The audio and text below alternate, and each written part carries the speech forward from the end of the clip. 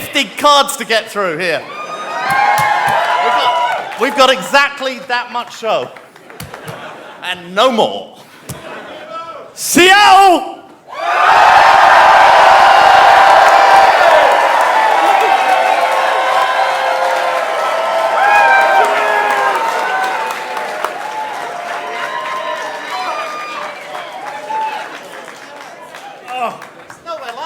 It is amazing to be here in Seattle on the stage here at the legendary Showbox. Yeah, Rog, this is a stage that has been graced by Ella Fitzgerald, Prince, and the Melvins.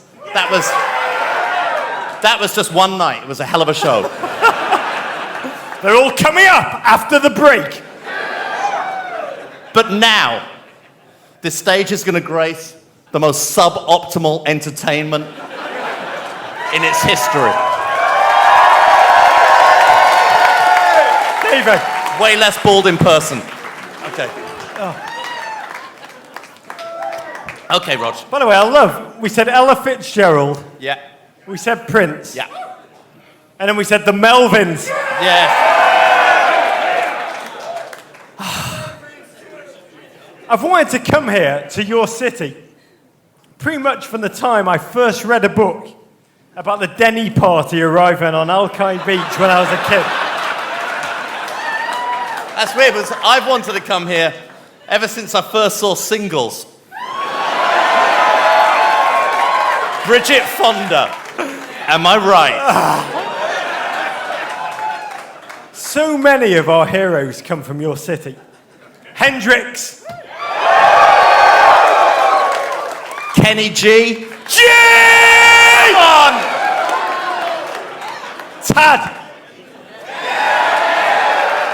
And the greatest of them all, Sir Mix-a-Lot. He is a real knight, Rog. He was knighted, he was invested in the same ceremony as Sir Harold of Kane.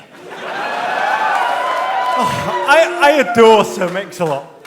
I think he's Mix Discarood's second cousin. We should have booked him. We should have. It was such an oversight. Mix Discarood. Yeah, well, both. I think we could have got him. Yeah. Oh, your sports legends, they fire up our imagination. Oh, my word. Kenny Easley, more picks than N'Golo Kante. Detlef Schrempf. Oh, Seattle's Luke Longley, the man who taught Jurgen Klopp pretty well everything he knows. Yeah. Ken Griffey Jr. The Jordan Morris to Ken Griffey Sr.'s Schmetzer. And best of all, and we save the best till last. Yes.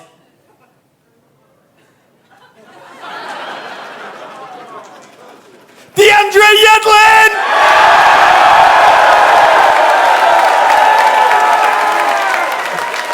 The Pele of throw-ins. Yeah. It's like the Maradona of throw-ins. Arguable. Arguable. He's the Carly Lloyd of throw-ins. Yes, that's okay. Case closed. Okay, the first Sounders that we knew of growing up were England legends who arrived here like Bobby Moore, Jeff Hurst, and Alan Hudson. But then the more we learned, we came to appreciate your true Seattle pantheon of heroes. Heroes. Each of whom bleed rave green. Jimmy Gabriel! You stole him from Everton, and yes, Everton have never recovered.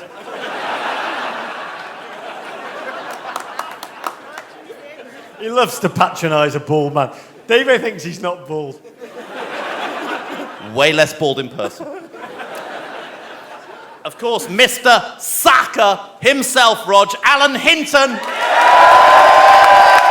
One of the greats. Oh.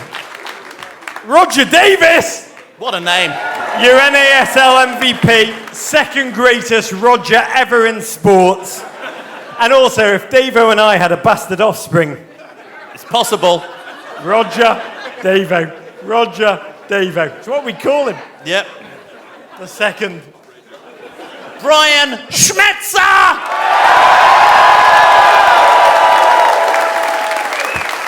Jose Pep Schmetzer!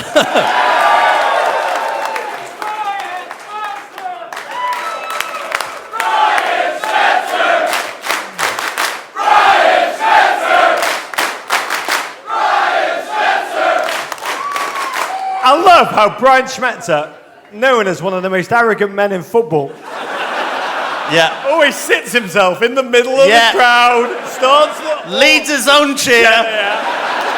Always. It's lucky he won it all. Really? Get away with anything. Say. Get away with anything. Oh, don't get me started. God, ego of superstars in sport. Oh. We need a Timbers killer. Roger Levesque!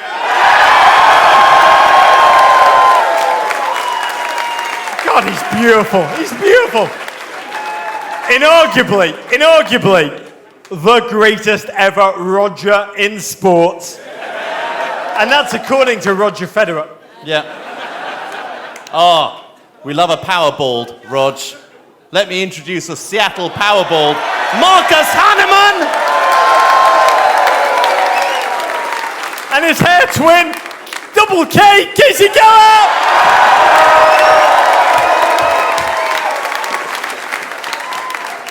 Zach Scott, Mr. Sounder.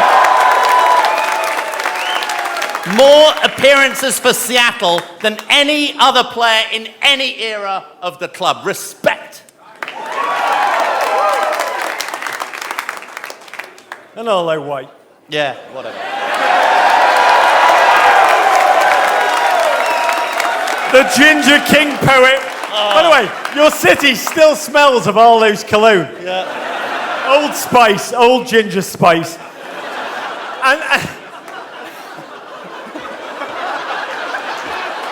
And that was back when he was eating carbs, Rog. Look, he was still eating the carbs back then.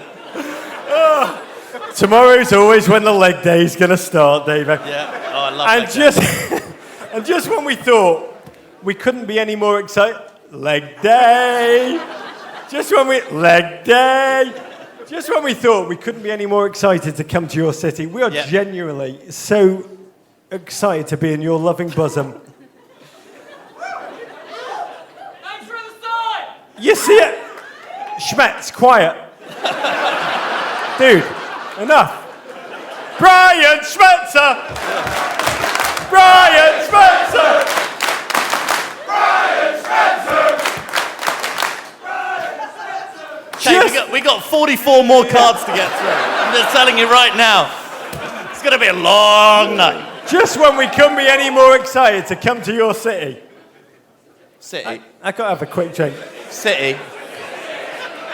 Your Seattle Sounders only go and become the world champion Seattle Sounders!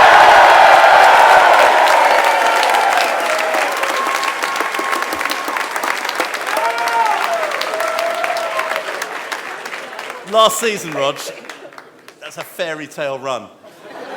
Worst to first, zeros to heroes, wretches to Schmetzers. What a team, what a run, what a story, what a city. Oh, more than anything, when I watch your home games at CenturyLink Field. Which is what we've always called it. Yeah. Can we just have a quick talk about CenturyLink? Yeah. Amazing. What does it sell?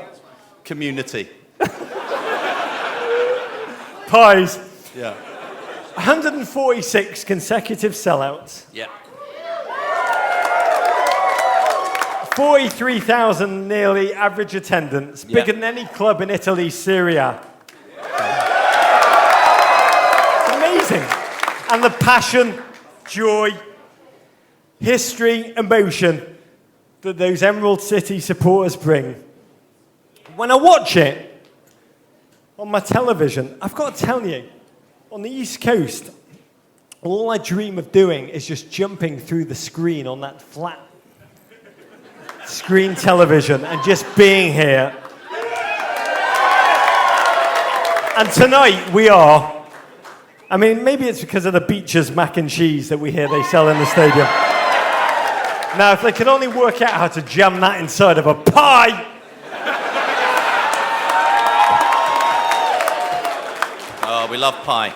Okay, we are here, Rod. So tonight, we, El Men in Blazers, will celebrate everything that is great about your city, its football, its history, and its rich tradition of loving the game we love. If only we could have booked Sir Mix-a-Lot, Rog. That was a terrible oversight. He's very busy. Very us. He's very so forget busy. about that. He's very busy. No merch also. No Men in Blazers merch. He's trying to play... Why would we sell merchandise? He's trying to play midfield for the New York Red Bulls. Come on. Okay. Yes. Let's do it, Dave. Yeah, you know what? First of Yeah. all, we need to get a quick photo with the world champion Seattle Sounders fans. Yeah. Producer Lexi. Producer Lexi, please come to the stage. Yeah. Oh, yes. Actually, while we go, because we want you excited while we're doing the photo. Seattle.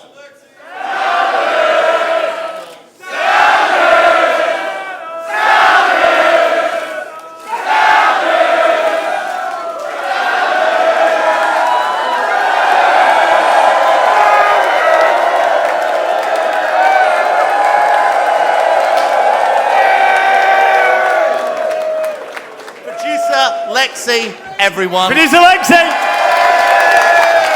The puppet master.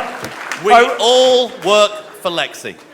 We're going to get this show started. Yeah. We're so excited to be here in your city. We had a tweet this morning that kind of captures everything. It's from a person at The Real James FB. I don't know if that person is here tonight, but they tweeted us this morning. I woke up to this tweet. They said, Seattle hasn't had this many middle-aged British men in town for a soccer event since the LA Galaxy last visited.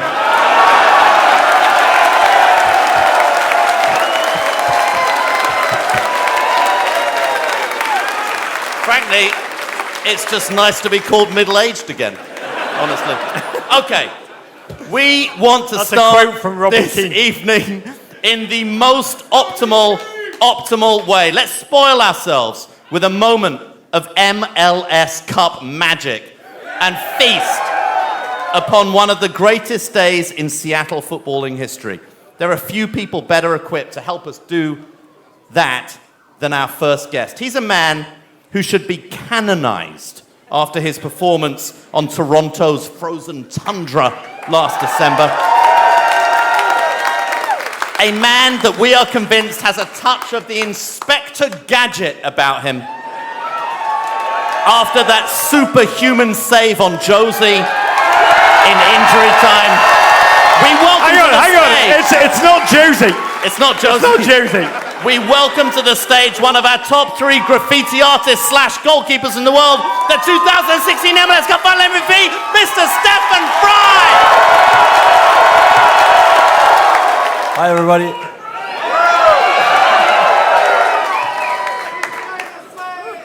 I'm nervous.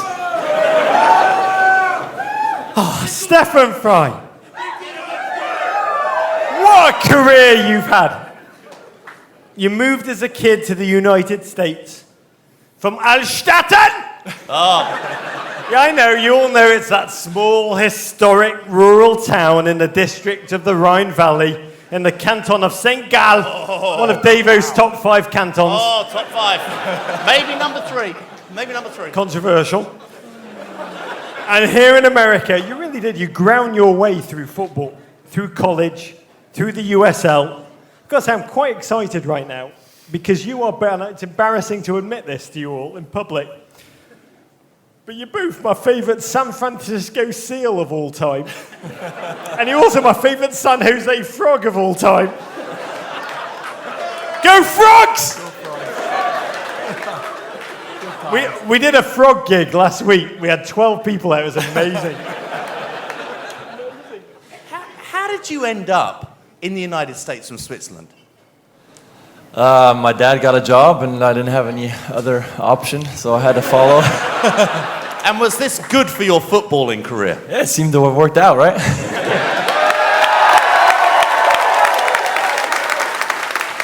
Okay, you broke into MLS with Toronto FC, but you moved here to Seattle. Smart decision. After 5 years there, when you were considered by many to be, quote, we didn't say this, damaged goods after a couple of campaigns. That's what other people said. It was Taylor Twellman. After a couple of campaigns marred by injury, I know, write to him, contact him on Twitter. You arrived here in Seattle with so much to prove, and prove it you did. Let me take you back in the George Michael sports machine to December the 10th, 2016. Dateline, Toronto, for the MLS Cup Does final. anyone remember this night? It's 23 degrees with wind chill that feels like 10 degrees. You're lining up against your old team. With your nipples out. Narrative. Toronto FC. Let's get in the sports machine and go back. Foochie-cow. The game is scoreless in regulation. It was an evenly matched tie. And by that I mean Toronto had 19 shots on goal to Seattle's 3. Okay, it was technically an onslaught. Offense is overrated. The object of the game is to put the ball in the back of the net. I want to know, Stefan, how do you experience that kind of a game when you have to make save after save? You're in the zone. I interviewed Tim Howard right at the day after his World Cup game against Belgium. And he told me, I kept looking at the stadium clock. And after the first 5 minutes, it kept moving so slowly, I thought it was broken. How did you experience the 90 minutes regulation of that game when it was just one pounding after another? I was freezing. I just couldn't wait for the game to be done. No, but that's what I'm here to do. My job is to keep the ball out of the back of the net, and I had full faith that at some point we'd find the back of the net on the other side. Would have been nice to get it done in the 90 and we could go into the warm locker room. But I'll take the win nonetheless.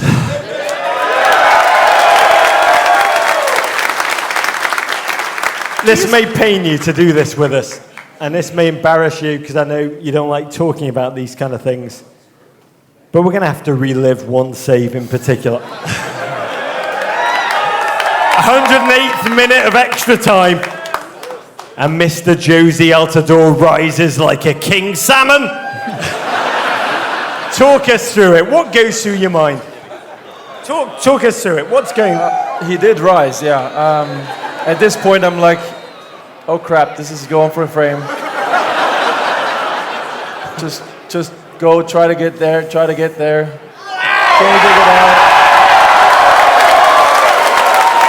And now I'm thinking, Roman, don't put it back into the box, please. I love the guy in the pink sweatshirt there. He's like, damn! By the way, can I just take a quick poll by shouting out, if you crap your pants in the 108th minute of extra time, can you just shout out now? Yeah. All right, I've got to say, show me your left wrist. Oh, it's got a little star on it. All right, interesting. I've got to say, I'm a proud amateur onanist. You're proud what? Amateur onanist. Okay. Here we go. Merriam-Webster.com. I can only look at what you did as you snapped that ball away. I mean, not only did you get to it, footwork, you got your hand to it, but then I look at it with just dim-eyed appreciation. When you make a save like that exhilaration, that key moment, what do you experience? Because I want Diego Forlan, the Uruguayan striker, couldn't make it here tonight. But he wants this. So Mix-a-Lot. That's quite an evening.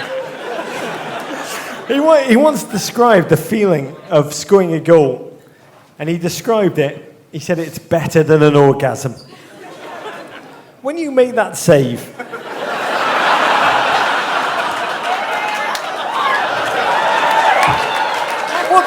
Put me on the spot. what does it feel like? I thought it was just a save. until there was a stoppage, and I guess they showed the video behind me, and the whole stadium went, ooh. And I looked over to the bench, and I see our assistant coach vigorously high-fiving our keeper coach. I was like, must have been okay. And then the whole stadium goes, ooh, again. So you didn't give it a little bit of extra 108th minute, extra time, MLS Cup, extra little gravity-defying save, did you? Was there more adrenaline for that moment? Does it change from where you are in a position in the game? I think after the season, the tumultuous season we had, having come so far, there's that split second where you're like, it's not going to happen, not like this. And that's what pushes you to go and keep going, and that's what gave me a chance to get to the ball.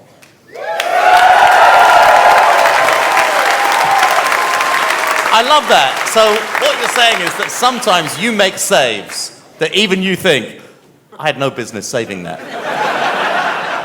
We say this in training quite often. You never know what ball you can get to until you try. Huh. I heard that differently, David. I heard him say, like, Josie's rising, nods it, it's going in. And he's like, can I be arsed doing that? No. But you guys have really suffered with us. I'm going to make an extra effort. It was you guys that made the save. Yeah, it was you guys. I always say when we watch replays of saves that saves rarely look as good in slow motion as they do in real time. That is one of those rare saves that looks better in slow motion than it does in real time. Amazing save. I love a good save. I love a good save. Footwork. I love a good save. Okay, the game goes to penalties. PK. By the way, this is like the serial podcast. You don't know how this is going to end, this, do you? It's exciting. We're doing a whole series just on extra time.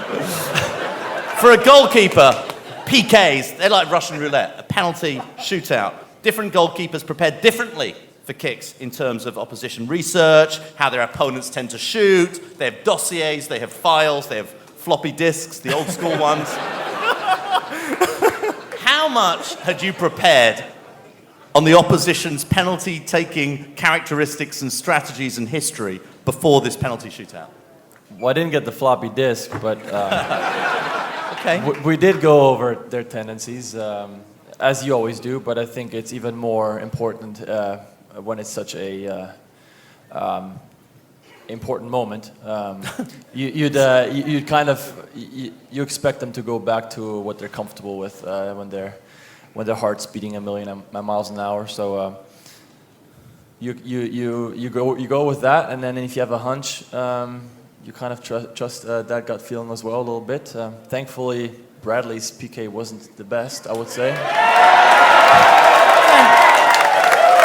I feel like I almost overdove it. That would have been awful. Let's just say, if both me and Rog had been in goal, each diving in opposite directions, we wouldn't have saved it. No way. The shootout went on. I've always wondered during a penalty shootout, when you're not facing a shot, but standing on the goal line, watching the other keeper face your team, what is actually going through your mind? In the fraternity of goalkeepers, Stefan. Yeah, usually we stick together, but not on that one. So. Yeah. It's pretty nerve-wracking. I was actually happy with the very last one, Roman going up so quickly, because it didn't even give me a chance to think about him missing one the day before in training. Wow. That helped my nerves a little bit. Yeah, that's good. Oh, we love honesty here at Men in Blazers. Okay, we all know how the shootout ends, David. We do. That Roman Torres winning penalty. And Roman Torres is with some mix-a-lot tonight. Yeah. And Diego Forlan. And MLS Cup glory for the Sounders. You were once Toronto's starting goalkeeper. We've mentioned that previously about 7 times already. That night, you were MVP in the MLS Cup final, winning the trophy and breaking Canadian hearts. It's a double whammy. On their own turf in front of their own fans. Feel like crushing the San Jose Frogs. Yeah. Did it feel as sweet to take revenge on those who doubted you, as it does in all of Roger's dreams? Asking for a friend. It wasn't about taking revenge or anything like that. It was about making history with our team, rewarding our hard work and the fans' hard work. And The history thing.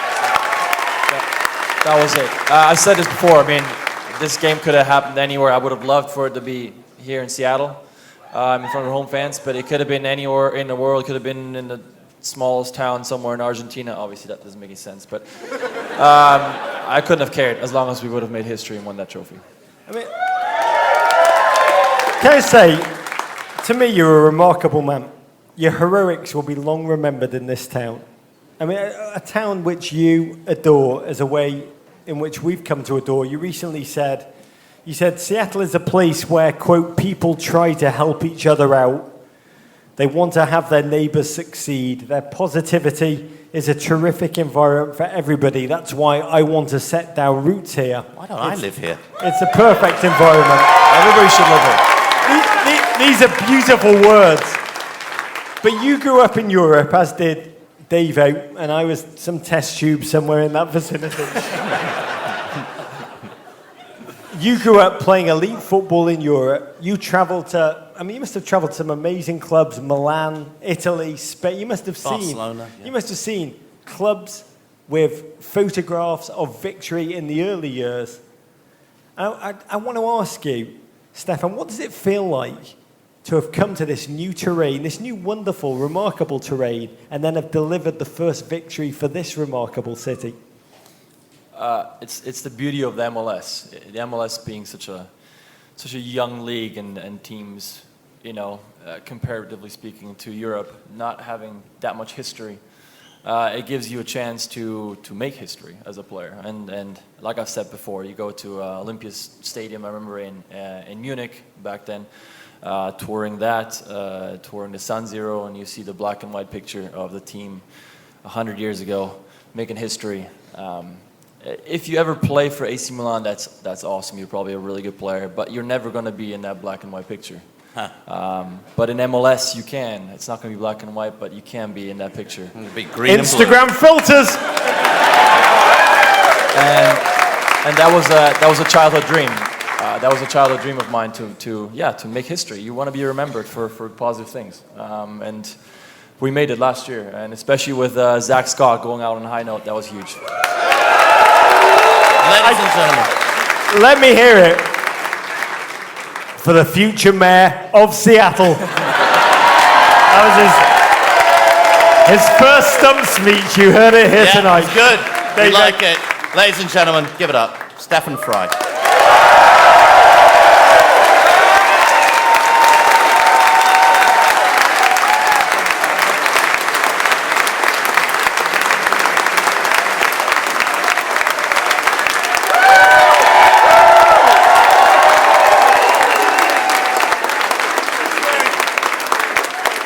Tighter jeans than me, Rog. They're like Arsenal jersey tight. Those jeans, his skinny jeans. How do you follow that? Well, we got someone quite good to follow that. These. Okay.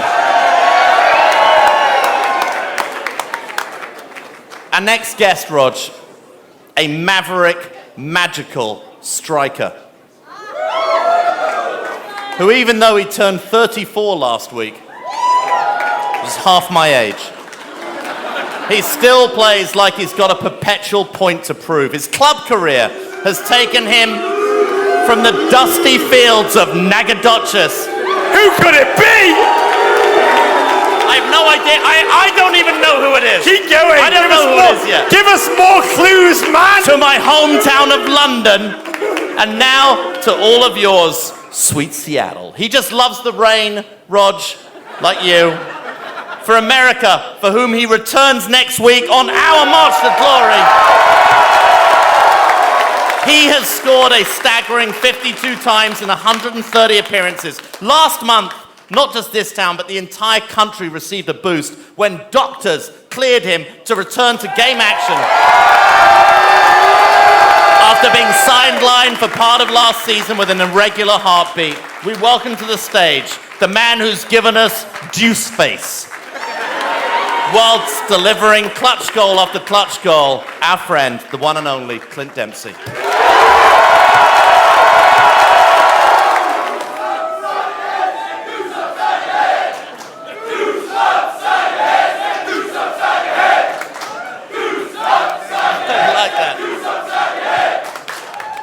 I have to tell you, before the show, we were sitting in the dressing room, we were talking about you.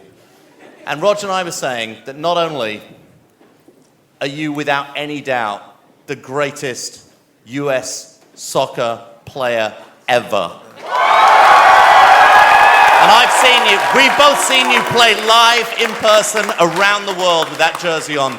The greatest and on ever. television. We said this without an audience, we said this just to each other. Now, of course, we're repeating it in front of an audience and in front of you, Clint, to gain maximum don't tell the suck-up points. You are still the greatest player that this country has playing for it. And we mean that so sincerely. You are amazing. Was there a question in there, David? No question. Comment. Comments only. Just comments. Just comments, no questions. Hey, I'll pay y'all later. Clint doesn't want to talk about that kind of stuff. That is not Clint. But let me take you back to last season, Clint.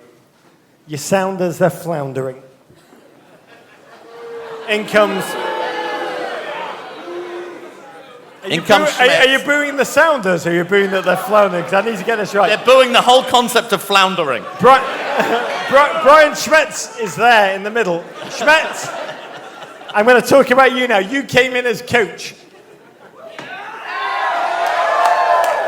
Schmetzer tells the media, he says, Clint Dempsey is my big dog. That's what he called you. You respond, you go on a tell, you score 5 goals in 3 games, including, he just drops 2 in a 3-1 win against Portland.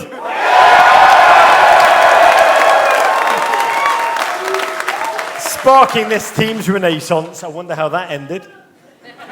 But then, shockingly for you, for your family, for the American soccer community across the nation, you shut down for the season with an irregular heartbeat. First things first, you're back in action this season, and then some. 1 goal, and then another beauty, wrongly disallowed this weekend. I'm actually going to award it to you now. Sunil Gulati says, 2 goals.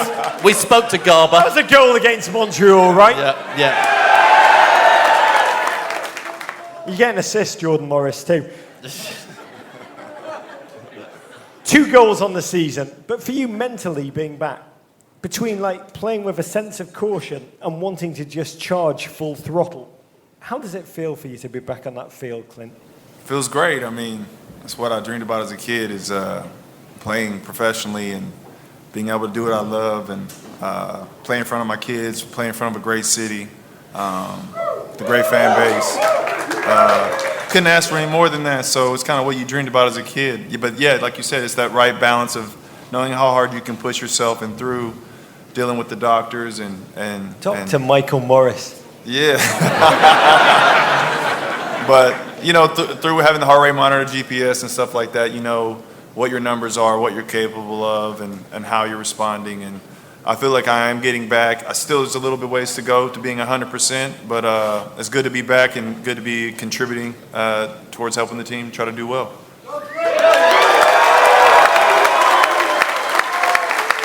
You know, you are one of the most naturally competitive American players we've ever encountered. Watch you wear that national team jersey. These guys get to watch you the whole time wearing that Seattle jersey. You are on and off the ball a competitive, I believe the word is mofo, is the word that is sometimes used. Technically, it's used. It's what Bruce Arena calls it. But what was it? It sounds so much better in an English accent. We can get away with it. But what was it like to watch this team, and in the your position team, of mofo, fight their way through all corners to glory and not be able to contribute? What is Clint Dempsey like watching from the stands? watching a team winning? It's great watching a team win. It's great watching a team win, especially when the MLS Cup. That's awesome. That was the easy part. The tough part is not being a part of it in terms of being able to play in the games, but at the same time, you get to be around the atmosphere. I got to go to some of the playoff games, sit in the stands, and be there for the MLS Cup game, be in the locker room, see the energy, see the excitement of the guys and the belief of the guys.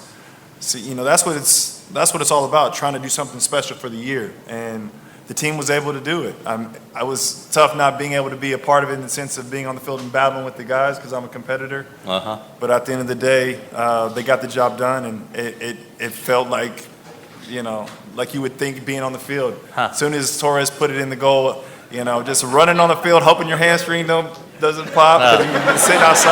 You sit outside freezing. Did you also see him miss the one in practice the day before? I didn't see him miss the one in training. But I just knew it was meant to be when he was taking it because he was out for so long. He had to deal with that injury. Yeah. He came back, and you just knew it was in the cards. It was written in the stars. So good. I'm not sure if anyone knows this in Seattle, but Clint was yesterday called back to the US men's national team by Mr. Bruce.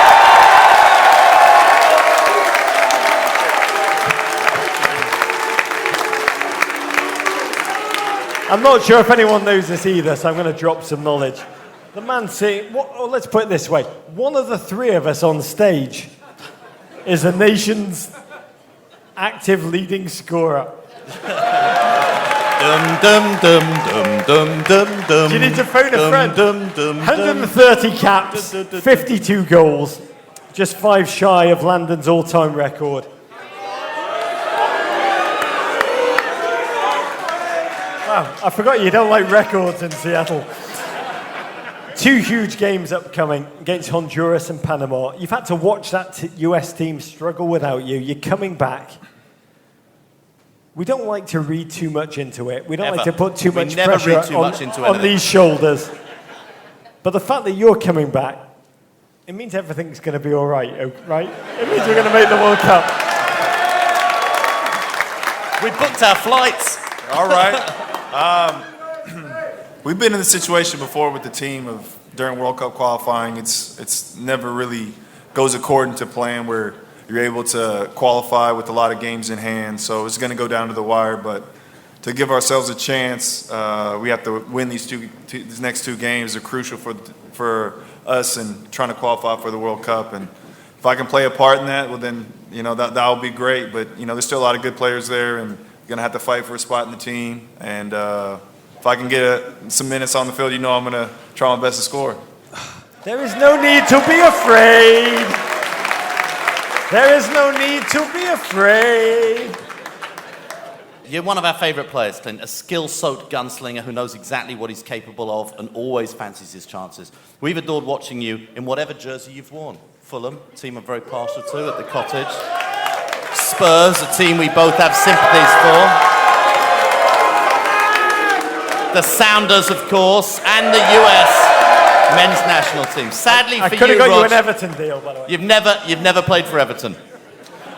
Of all of your feats, your 15-goal season in the Premier League, I think you came 4th in the Player of the Year awards that season. With the sort of anti-Americanism, I think that inflates to 1st by a landslide.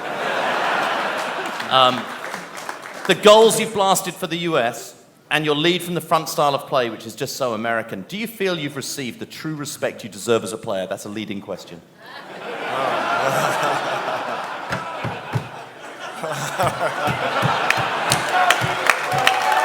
Because we don't think you have. Do you think he has?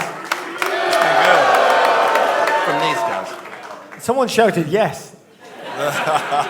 I've got to say, I'm going to speak for myself in the eye. Yes.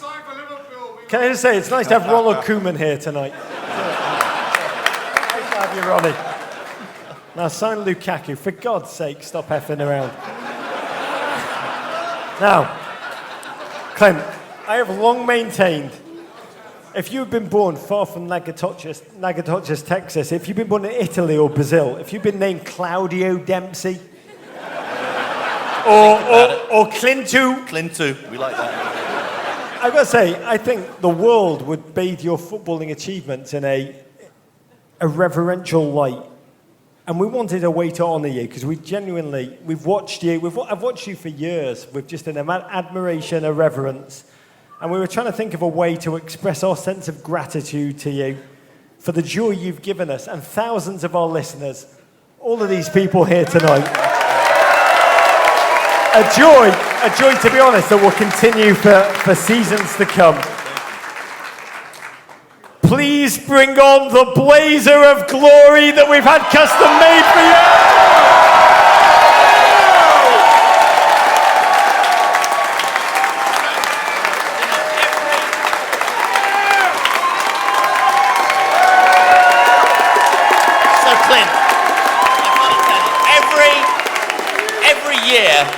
Every year in New York, we conduct a ceremony where we award the Golden Blazer. It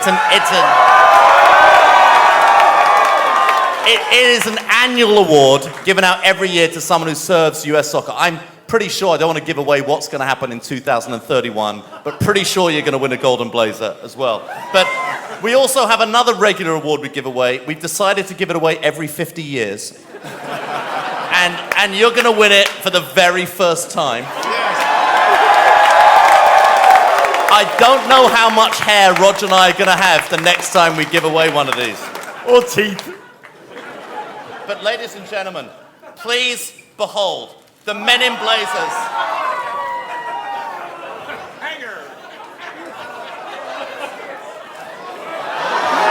Camo Blazer of Glory!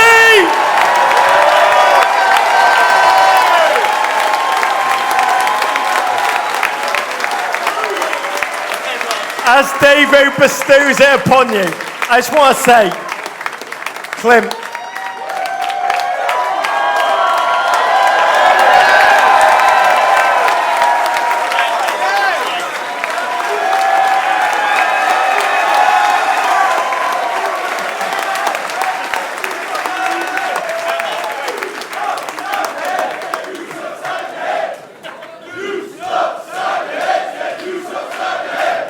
I'll tell you, who's going to win it in 50 years' time? Could be Jordan Morris.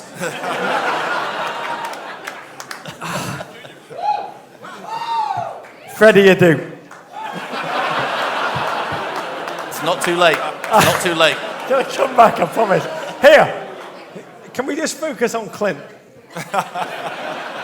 Here, I was thinking about Clint. Clint will not like this at all, because he doesn't like serious stuff. It's not like Schmetzer, where it's all about Schmetzer all the bloody time. Here's the reality. I was thinking about you, a man who I revere, adore. I've been thrilled by watching you on the football field. You can punch me later. And I thought, how can I express in all seriousness how I feel about you? And the only way I can do that is by using the words that you've spoken to me in the past, words that you told me. I asked you once, ahead of the Ghana game in the World Cup, I asked you for your team talk that you'd give the US team ahead of that crucial game. And I think they're beautiful words. Words to live by, to be quite candid. And I'm going to repeat them now, despite how awkward it is for Clint.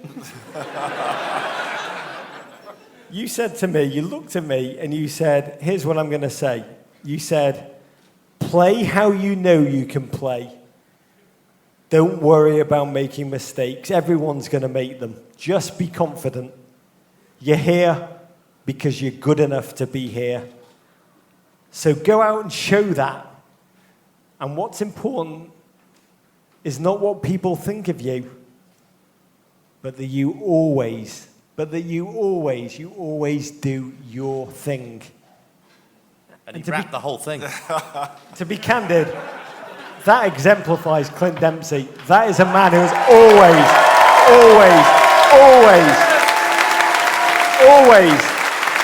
everything he's done, always his way, always doing his thing. I've got to tell you, no one has ever looked better in camo.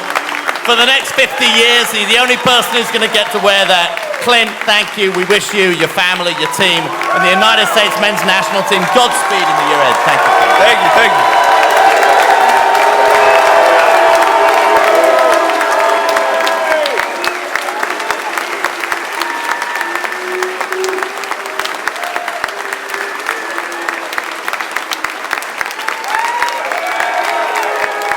Clint Dempsey!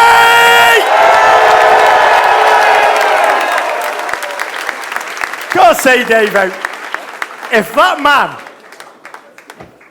wears that blazer on Thursday in training, Honduras, lights out. Amazing thing about this show, Rog, other than how crap we are, is that every time I think we can't top the previous guest, we think of something that is the perfect So thing to Mixer! No, Oh, we messed up so badly. Our next Diego guest. Forlan! Okay, try and guess. Try and guess who this is. Okay, 2 words. Okay, our next guest. It's a book. It's a book. It's not. It's a movie. Our next guest is a footballer. I told Rog before the show that I was going to come out and do this whole show in a character he's never met before. I was going to say Pesco. Pesco. It's a new character. Anyway, I didn't do it. Our next guest, it terrified. He looked at me so terrified. Our next guest is a footballer who embodies the game's pure joy like few others. A beguiling midfielder.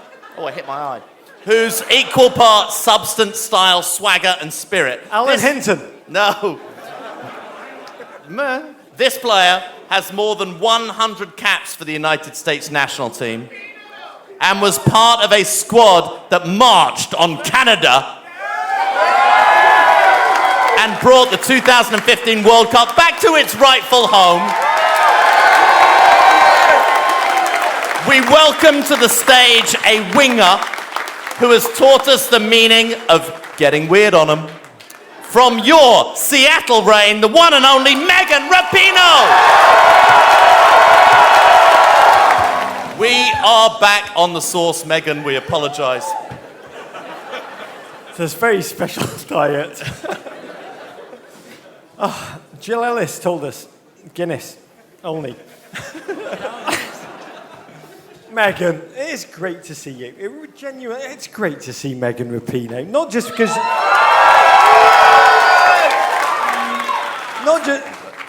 Not just because... It's like a Ronaldo free kick. You angle it away from you. It's fine. Got it. The original Ronaldo. Oh, who else would I even be talking about? The fat one. Yeah, I love him.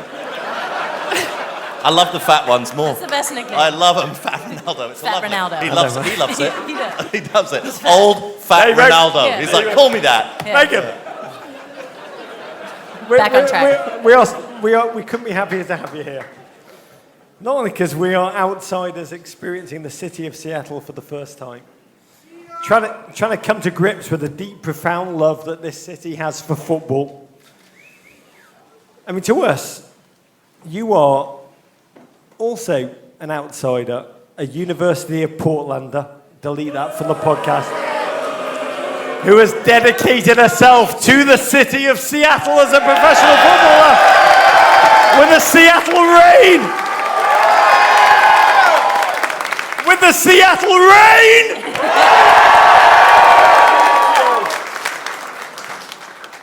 David. We are blind men who cannot see, Megan. We are bald men who cannot comb our hair because it's, even though I'm way less bald in person, right? Strangers in a strange land. Enlighten us, Megan. Can you give us Megan Rapinoe's top 3 reasons how and why and whither Seattle is a remarkable football town? Reason number 1. Reason number 1. Oh, God. Oh, Brad Evans. Brad Evans. Yeah. He's the most handsome man in football. He's like Mr. Darcy, if there's anyone love Thomas Hardy here? Brontes not so, okay, go on, keep going, Brad Evans.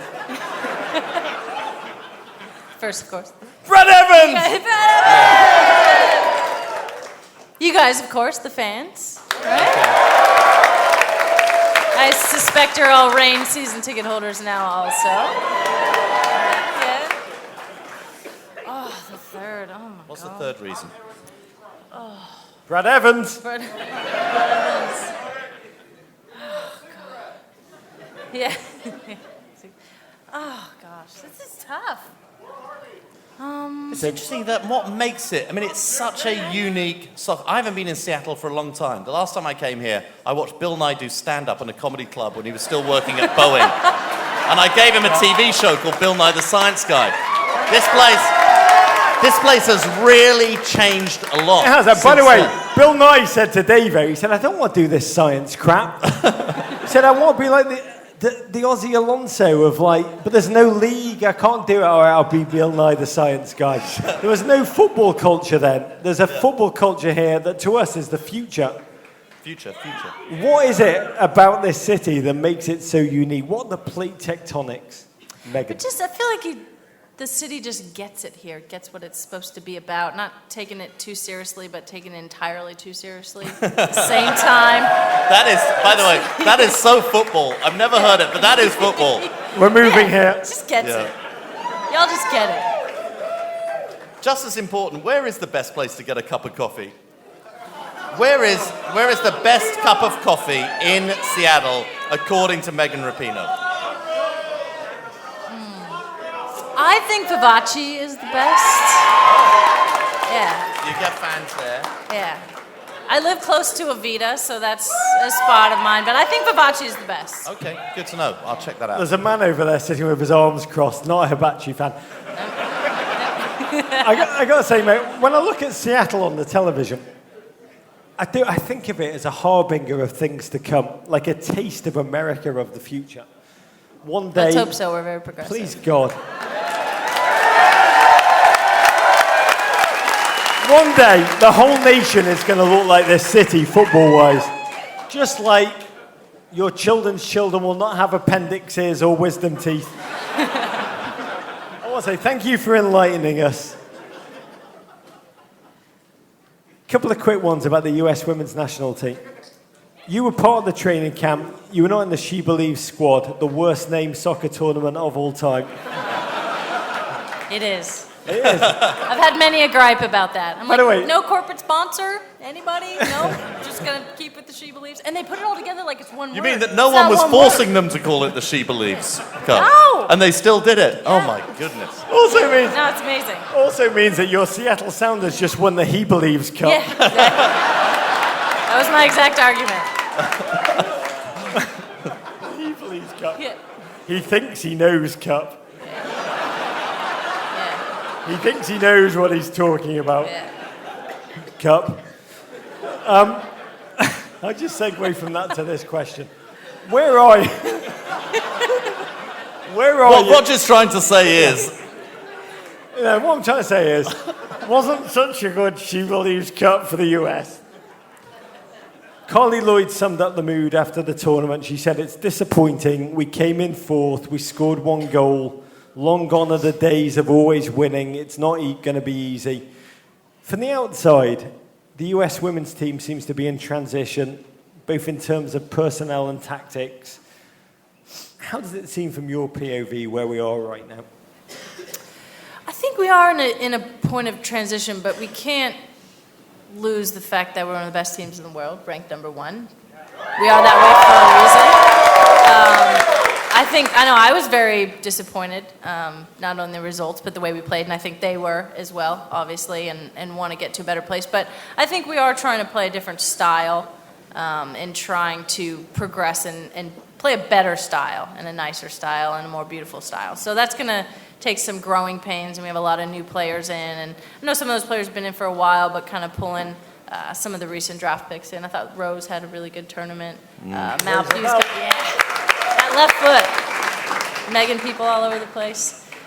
She made someone right in front of me in New York City. It was amazing. It's like watching Deli Ali. do you mean Nutmeg Fight Club? Was it him? No, she would be here. Wish it was me. I'd love to be negged by Rose. But you've created, we've spoken about this before, but the US women have created this problem in that you have shown and inspired the rest of the female world to play soccer. And there must be a feeling of feeling competitive about that, but also some sense of pride.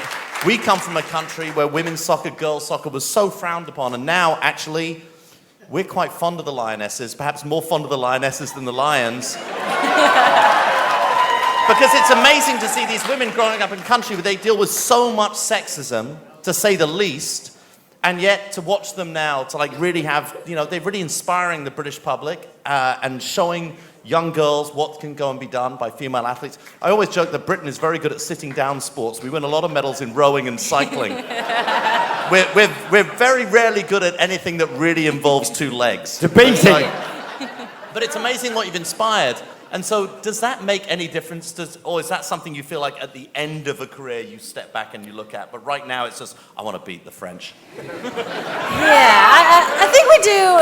I guess I'll speak personally. I do take a tremendous amount of pride in just being part of the movement from even just 5 and 6, 7 years ago to where we are now. And I've always said that if the French ever figured it out, they'd be scary. And I'm like, oh, easy now. They're starting to figure it. They're starting to figure it out a little. Not yet. While I'm still playing. Yeah. It is really good though. It's good. I don't want to beat teams 5-0 and 6-0 and 7-0. I don't think that that's good for the game. So I think if we lose a few games here or there, it's not the end of the world. We don't need to freak out, but they can slow down a little And bit. where do you see yourself? Where do you see your role in the international setup right now, in terms of where you are in your career? Probably the president of FIFA or something. I like that.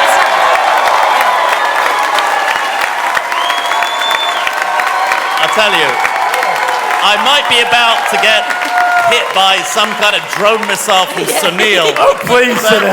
I like the idea of president of US Soccer as well, frankly. Yeah. But, Well, I'll Can have I to go say, there to get tonight there. is a historic night. In 2020, your mayor is going to be Stefan Frei, Seattle. Your president of the United States of America, Megan Rapinoe. I gotta say also, I don't like to project out from very small focus groups. But there's more people in this room tonight than there were at the last inauguration.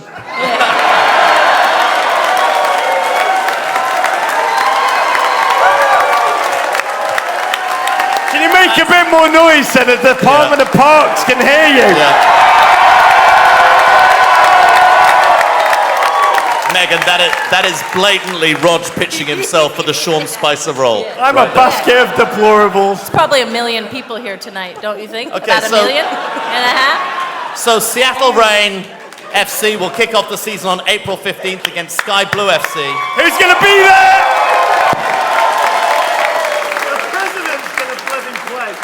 You missed the play. The president's playing. You missed the playoffs last season. For this golf shit. A ton of new arrivals and departures on the roster from last season. Christine Nairn back with the team. Maddie Bauer has arrived via the draft. Crystal ball it for us. We should have had a pie. Why do we not have a pie for this? Spoiler alert, the season. Let us know what you believe is going to happen in the campaign ahead, Megan Rapinoe. What's going to happen? We're going to win. Okay, bring us a pie. Oh, we have pie? Pie, pie, pie, pie, pie.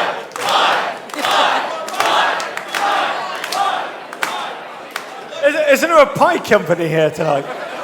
There's a pie company. Oh, there's a pie coming on stage. And he's bald. Amazing. Pie maker, bake me a pie. Bake me up. It's always the balls that save the day. Oh, the balls. That's right, in Rog and I's animated movie. Hey, mate. Okay. What's in the pie before we make Megan eat it? I need it. I feel like, Megan's eaten. by the way, Okay, the I'll guy eat the that pie, just you came, touch my bald head. the guy and you that just predict gave the me that season. looked eerily like Hannibal Lecter.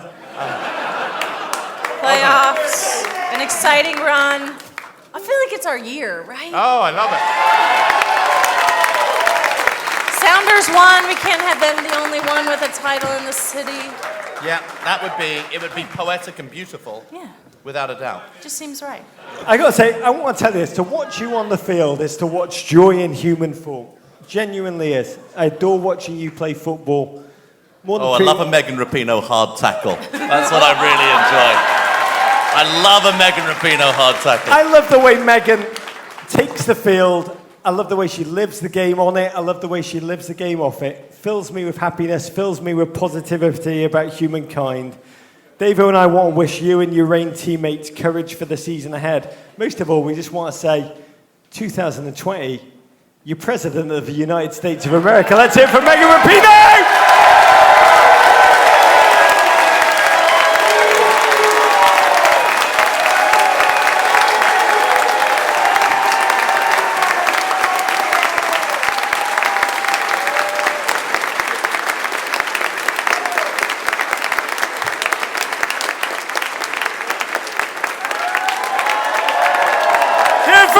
Rapinoe! Oh, it's about time we had a female president of this country. Yeah. Let's just start with our soccer federation, Rog. Okay, Megan has given us some insight into Seattle's footballing present, but I feel like, Rog, I feel like we need some depth. Depth. Some historic depth to provide People don't come to Men in Blazers shows for depth. No. People don't come to host Men in Blazers because of depth. To provide it, we've employed a man whose Seattle soccer roots extend almost 40 years back into the Kingdom's turf. Rog, you and I remember him as a free-scoring left winger in England's top flight. It's Megan Rapinoe coming back. But in 1976, he made his way to these shores to ply his trade as a player in the NASL, the North American Soccer League. Heard of it? Before moving into management and taking the reins as Sounders head coach in 1980. When the league folded, he didn't cut and run. Instead, he poured his passion into this city's football culture. We welcome to the stage a gent known throughout the Pacific Northwest simply as Mr. Soccer, the one and only Mr. Alan Hinton.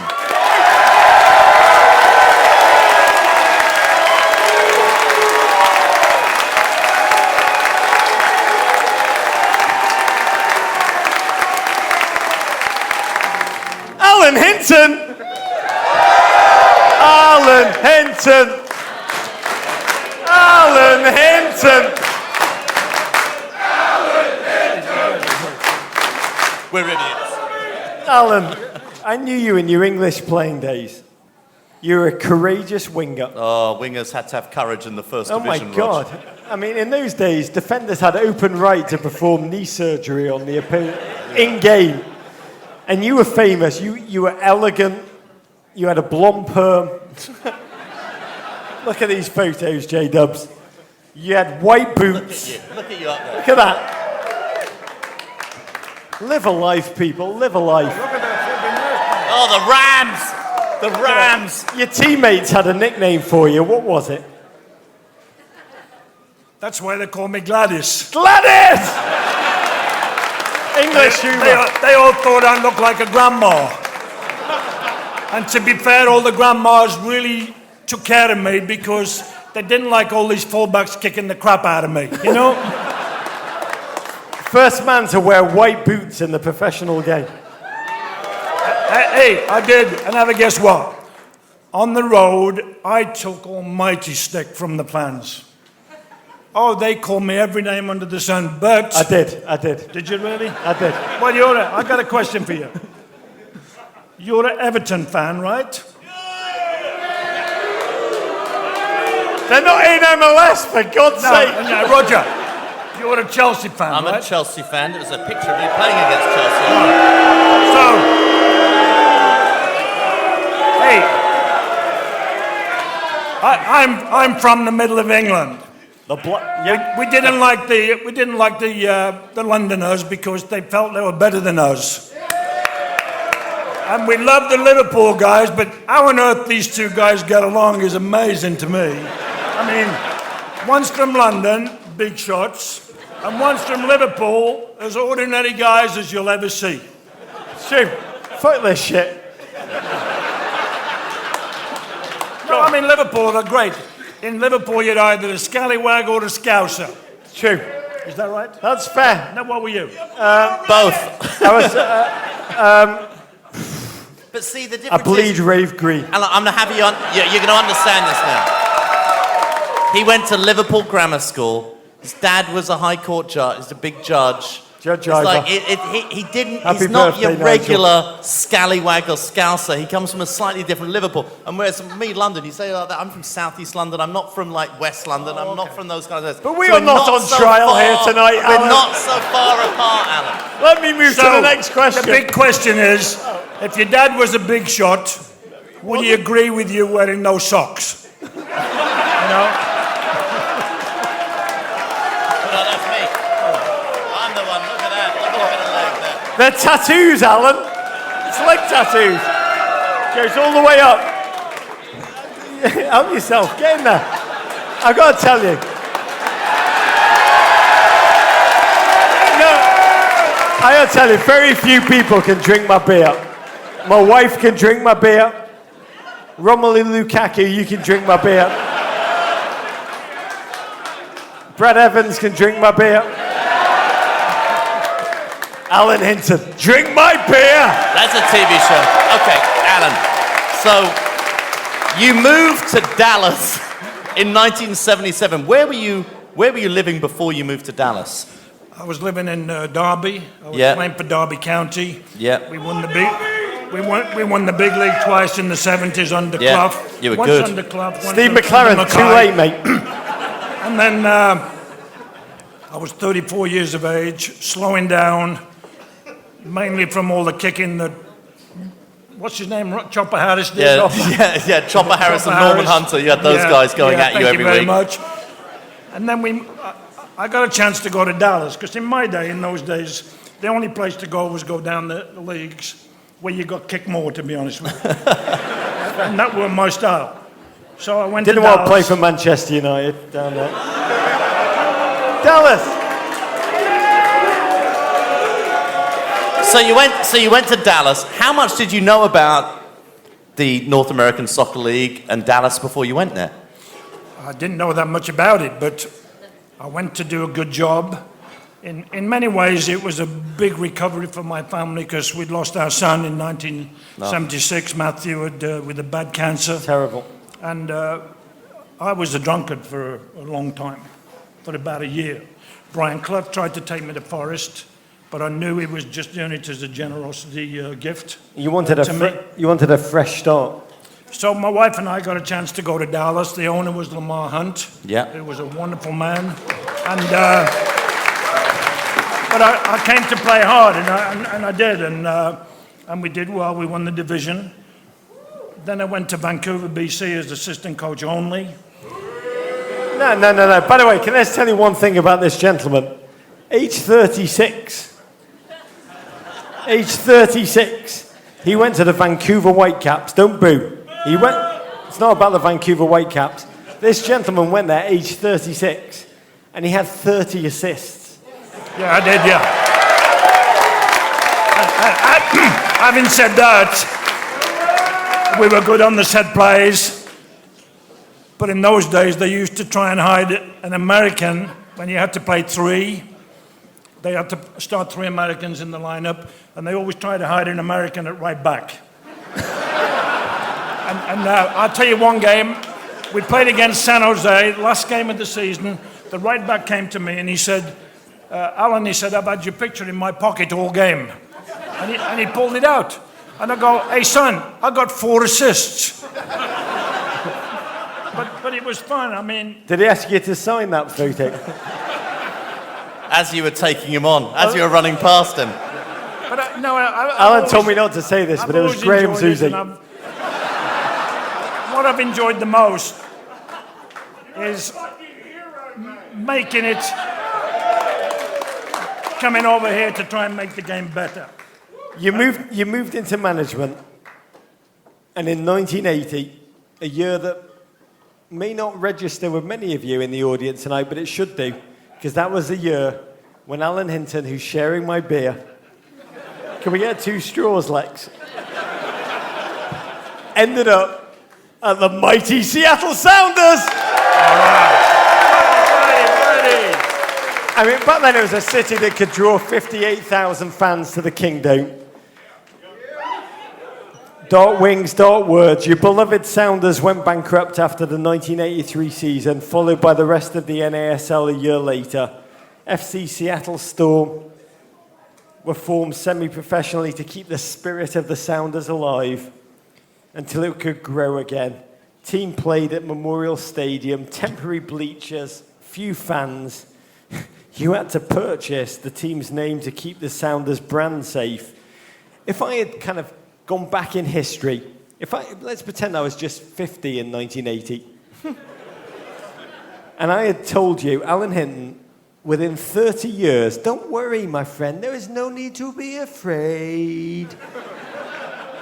Because this team, bleachers, few fans, really nothing, they're going to be one of the most vibrant, passionate hotbeds of professional football in the US, with an average attendance that would rank 6 in the Premier League. Amazing,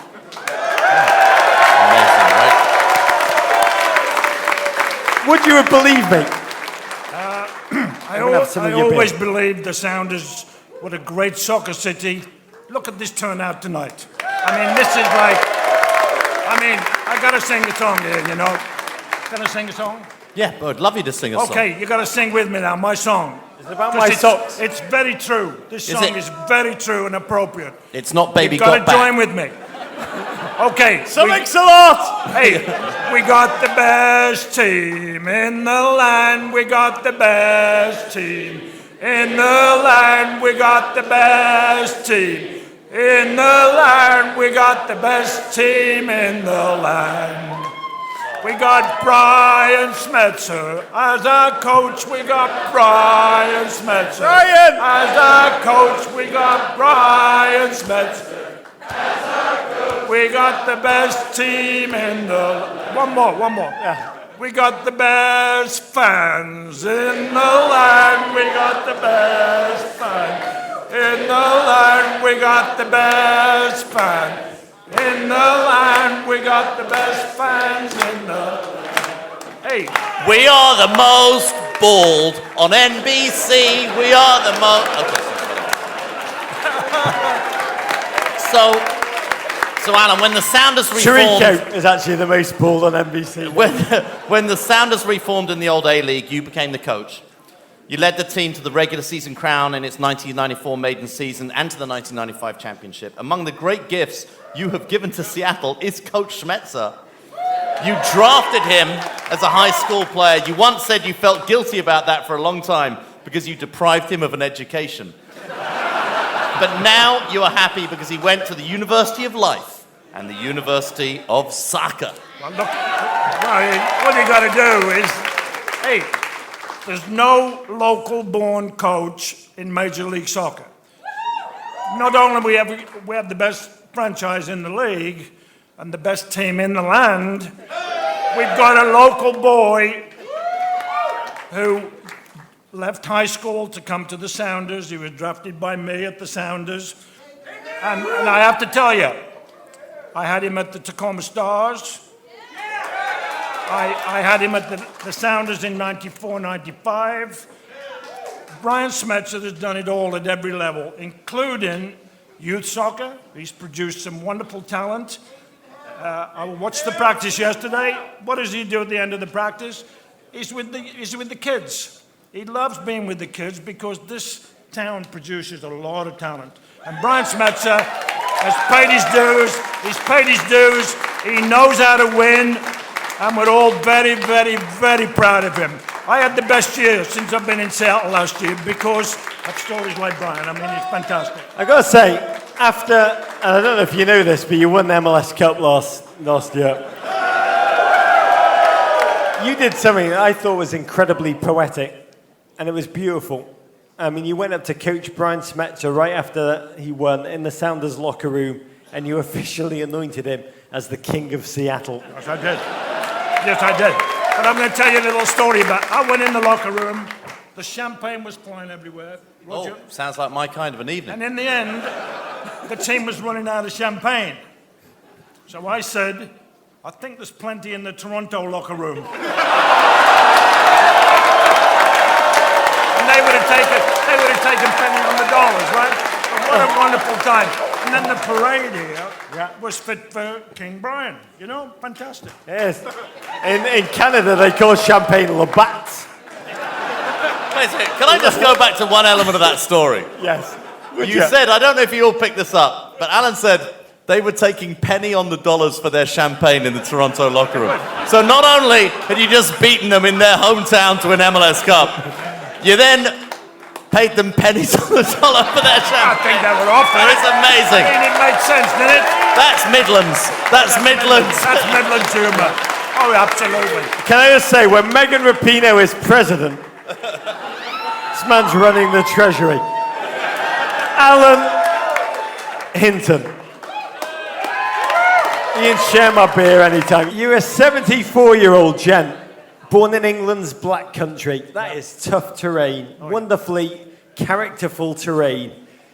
You have moved here like we've moved here, but you have thrived like we have not thrived. You have given 30 years of your life to this region, to the city of Seattle, to its football team, to the Sounders. When that chant breaks out across this remarkable football field, can you put into words, what do you feel, Alan?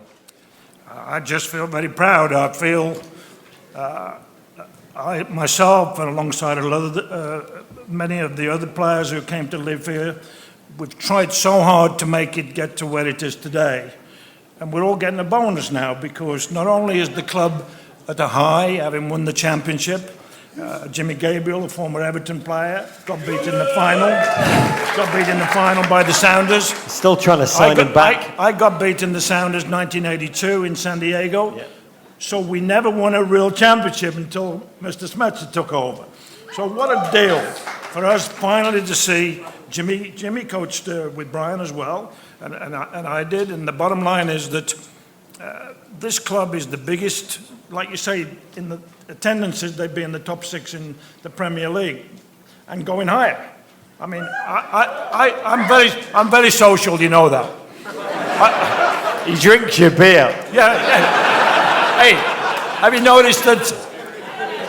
Hey, when I started drinking, I stopped here, and he's drinking it now because he knows I'm going to finish it off, doesn't he? I mean, you know what I mean? But the future's very bright here. We need to bring all the people out on Sunday. We're gonna drop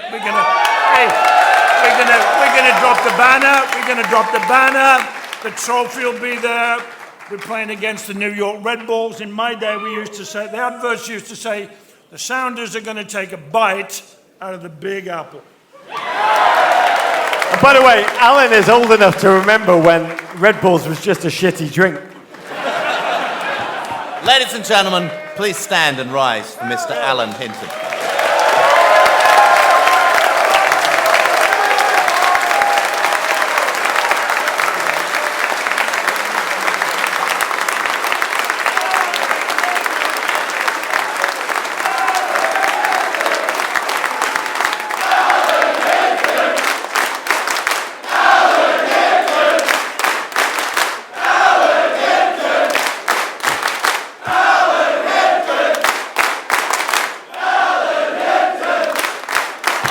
We've got a power through. We've got 17 more cards to get through. He drinks your beer. Alan Hinton, he drinks your beer. Actually, it should be, he drinks Roger's beer. That would be a really good Seattle try. I got to tell you, it tastes better now. It's the Alan Hinton backwash. It's famous in Seattle. It's a backwash of a winner! Yeah. Okay, our next guest, Rog, is the living embodiment of everything that is great about football in the Emerald City. A man who played for the Sounders and every variation of pretty well every team that has taken the field with this city's crest. Are we having Alan Hinton back on? He's going to finish your beer. As a manager, he won the USL title with the Sounders, the MLS Cup with the Sounders, and Rog is convinced he will go on to win the English Premier League with the Sounders.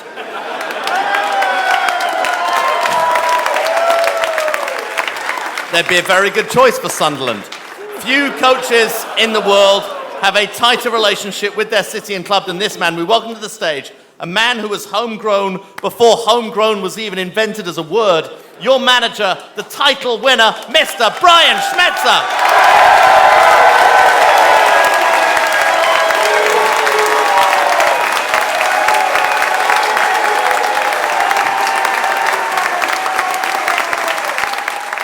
They like you here. They do. Clearly. I think you should hang around the city for a while. They quite like you. I'm going to try.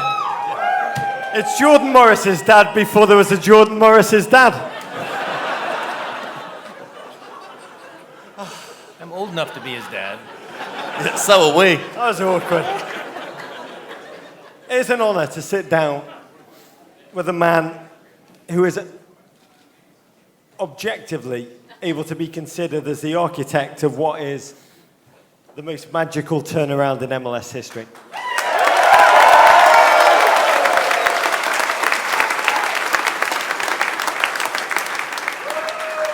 By the way, this is in Schmetzer's handwriting, all of this shit. And I paid Al a lot of money too.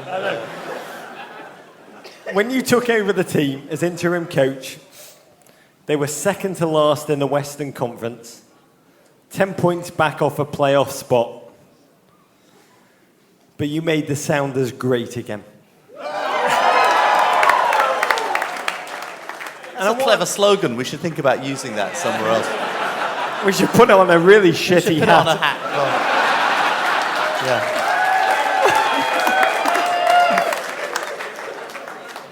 I'm going to ask you how you did it, but what I know about you, which is not a lot, but I know you're the master of deflection. You're going to say, oh, it was the arrival of Nicholas Ladero. It was Roman Torres, made the difference. It's the kind of guy you are. But from a leadership perspective, Schmetz, put away the false modesty crap. What's the secret? Al taught me a lot. Jimmy Gabriel taught me a lot. I learned a lot from all my coaches, and somehow we just gave ownership to the group. That was a strong group. You forgot to mention Zach Scott, Clint Dempsey, a lot of senior players. There was a lot of winners in the locker room already. Michael Morris. Mike's a good guy. He operated on my shoulder years ago. Talk about that, giving ownership to the group. What do you mean by giving ownership to the group? I need this. Okay. He means deflection. They do the hard work. They work hard every day in training. So why shouldn't they reward themselves for all the hard work they do? Simple as that. I've got to say, I've been warned that you hate talking highly about yourself. So I'm going to take a straw poll of this room. Does anyone here believe it was Schmetzer's leadership that led to glory? Am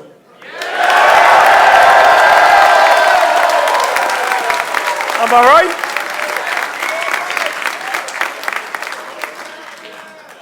Schmetzer's trying to think, I shouldn't have come on stage. We kind of knew you weren't going to give us a Schmetz-focused answer to that, even though I would argue that giving leadership to the group is brilliant management, and brilliant management, however it works out, reflects on the leader. It's all a euphemism for Schmetz. But Rog, when we announced we were coming to Seattle, we had a ton of GFOPs tell us what to do, right? We did. I got some chicken. We saw that, he's else. You love chicken. It's still there in a big clump, a huge unit. Some of you told me to go there. Some of you told me to have spicy. No. Spicy. David, keep going. So we had a ton of GFOBs tell us what to do and where to go and whom we should interview. One letter came from a true Sounder fan and a great GFOP, Jen Wisemore. Jen, are you here? Oh, Jen. With your family, including your 83-year-old dad, who's also a soccer player. Are you there? Can you stand up? You've been standing up for the past 5 hours. We're going to read the letter that Jen sent to us tonight because Schmetz, it's like the Seattle version of an epic poem of footballing Aeneid, and I want you to listen, and I want you to tell us, how does this make you feel? Warning, I know how it's going to make you feel. It's going to make you squirm. Okay. I love cold reading GFOP letters. Okay, here we go. Jen Wisemore writes, Dear Men in Blazers, before you come to Seattle, you have to understand exactly what Brian Schmetzer symbolizes to our community, especially those of us in our 50s, respect, and 60s, who all started playing when we were kids in the 1970s, when all these youth leagues were taking off. When we were watching the Sounders in the NASL days, the team were mostly foreign players or some obscure American we'd never heard of. But when Brian signed with the Sounders in 1980, he was a Seattle kid just like us. He'd gone to one of our local schools. We'd all bought our boots at his dad's shop in Seattle, the exotically named Schmetzer's Sports House. Schmetzer's Sports House! Yeah. His rise as a player was the first time By the way, could what's really... this Xbox shit that you've got on your... How do you not have Schmetzer's Sport House on the front of your jersey? What a great idea. Rog, come back into the letter. I'm going to ask you again, what's this Xbox shit? His rise as a player was the first time we could really say this was our soccer and not a foreign game. And we started to believe American kids, just like us, could make it all the way. All that burden we loaded onto Jordan Morris last year, we did the same to Brian. I remember him being fast, especially around some of the end-of-career Europeans he was playing with. Hard tackling, but I will admit, I was probably distracted by my huge high school girl crush on him. Nice, Jim. The Romans had Virgil. Oh, this is me talking now. The Romans had Virgil, and the Greeks had Homer. Seattle has Jem Wisemore. And she continues. And yes, I did No, cry. this is me, Jay. Oh, this is you. This is me. I'm going to read this bit. It says Rog. And yes, I got to read the adult stuff that I have to temper it down. And yes, I did cry. I'm going to read this again because it's beautiful. And yes, I did cry when they announced Schmetzer as head coach and took the mocking from my unsentimental teenage children when I cried. To see that man come full circle and coach the MLS Sounders, it's the same feeling. What he makes us feel is that it's living proof that it's our game. It's our team. It's our soccer. It's football grown from our city. Yes. Schmetz. Hang on a minute, that was Schmetz talking.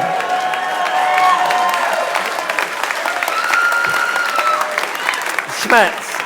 Our game, our team, our soccer grown from... These are poetic words that you would never say yourself. My question is... Only through your pen name of Jen Wisemore.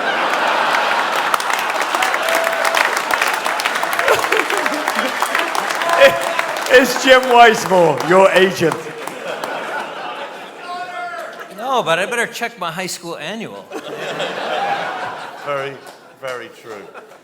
So good. Enough sentimentality, Rog. Can we just hear it for Jem Wisemore?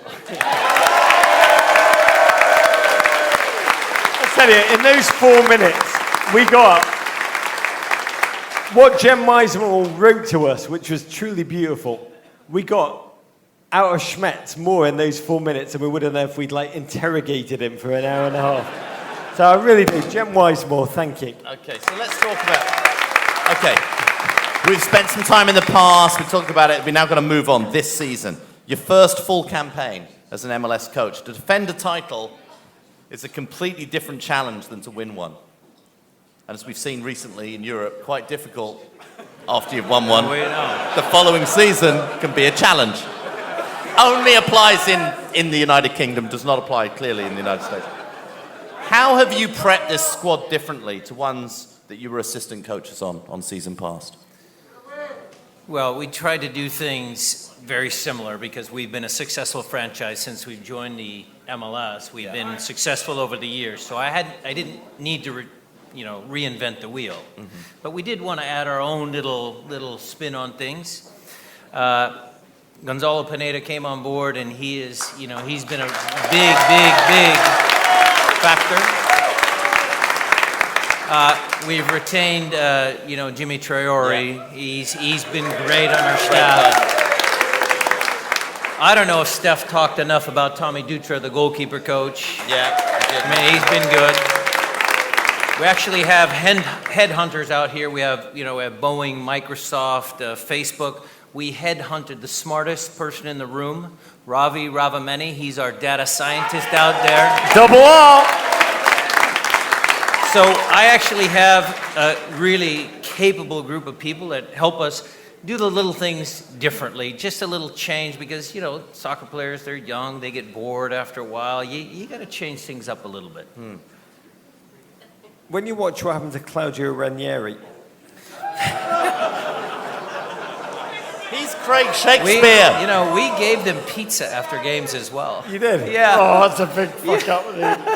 Here's Craig Shakespeare. He's Craig Shakespeare.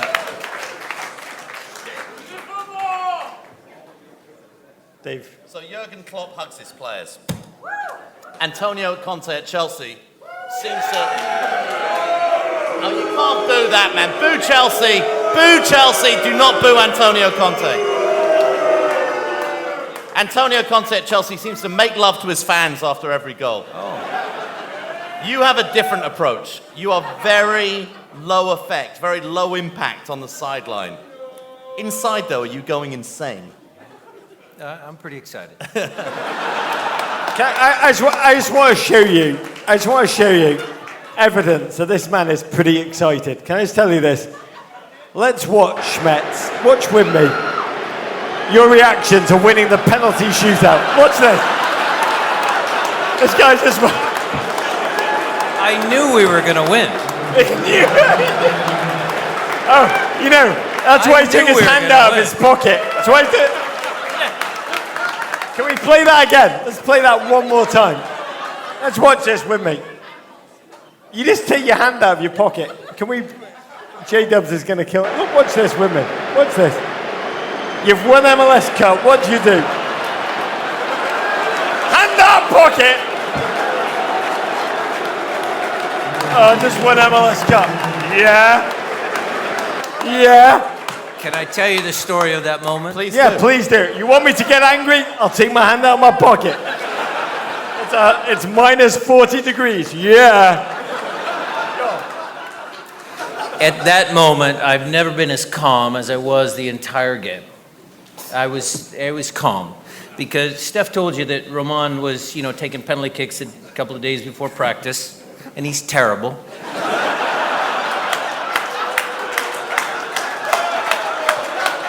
He's not very good at penalties. He's a good soccer player, but he's not good at penalties. Who better to be taking such an important penalty for you? I have in my pocket. I have my list of players that I'm, gonna ask if they want to take a penalty. Alan Hinton was above Roman.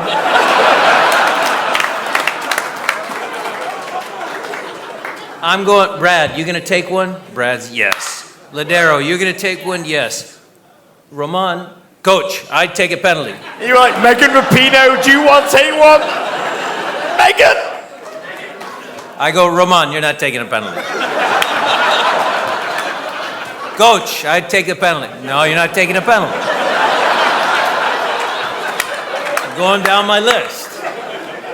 So I get through 1 through 5. And, I don't want to tell who's 6 or 7 or 8 because that's going to jinx everybody. We're going to win it in 5.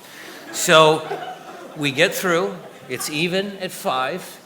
And at that moment, I'm looking at my list and I'm going, holy shit, it's Roman.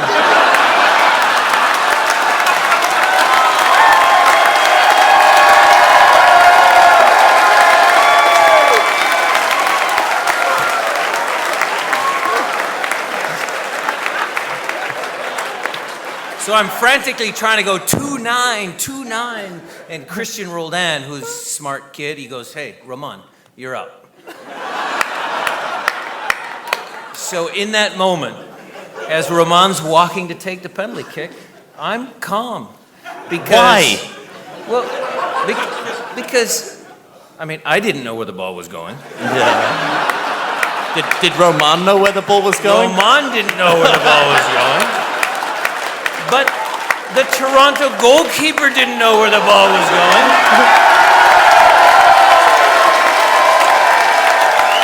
And that's how we won MLS Cup. And that's why I was so calm. When Megan Rapinoe's president, this man is going to win the World Cup with the United States men's national team. You are a remarkable human being. The definition of local man makes great, an inspiration to all of us that we can all persevere, remain dedicated to our dream and win it all. Let's hear it for the manager of your world champion Seattle Sounders, Brian Schmetzer.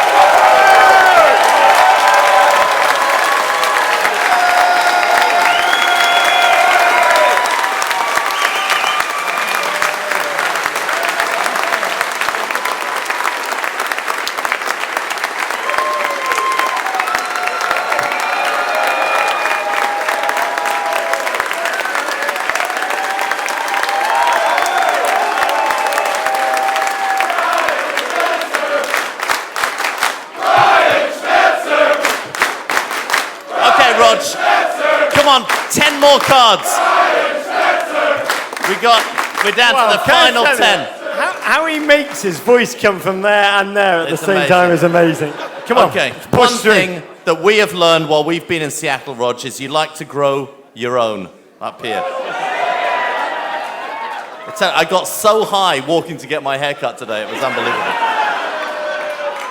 And our next guest is one of the finest you have harvested since Doc Maynard. We're not Hinton! We're not all about the Denny party here, people. We're talking the Eastside FC legend, turned Sounders Development Academy starlet, turned US men's national team hero, turned Seattle Sounder striker, turned MLS 2016 Rookie of the Year. We welcome to the stage Minnie the Bernese Mountain Dog and her owner, your very own national treasure, the artist formerly known as Stanford Messi, Mr. Jordan Morris.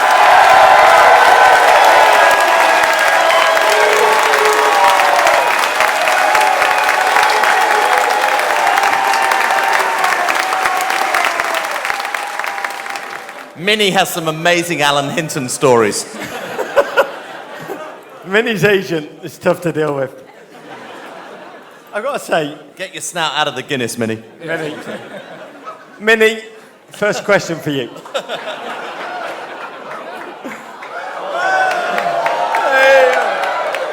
I love a Bernese Mountain Dog. I've often in my life, I want to tell you this, Minnie, I've often obsessed about getting a dog myself, true story. And I always... Before I had kids, I've now had many. I've had like so many Oompa Loompas. I'm like, woof. But before I had them, I was like, I want to get a Bernese Mountain Dog. Because I had a book of dogs, and the description in the book of dogs had the Bernese Mountain Dogs, and it just said their personality was described as never happier than when pulling a small cheese cart to market. Rog loves cheese. I want to know, Jordan, does Minnie have a small cheese cart? No, I wish. I wish she did, but... Oh, it's all I aspire to in life, to just being happy with a small cheese cart on my back. Where are you going, Minnie? Come here, Minnie. Come here. Minnie wants to play the Red Bulls like right now. Minnie's up for it. Okay. Go. You're Go, right. Rog. I'm going to keep going. 9 more cards to go. Jordan, it's 97 days since you and the Sounders won MLS Cup. Does that seem long ago, or does it feel like yesterday? Definitely long ago.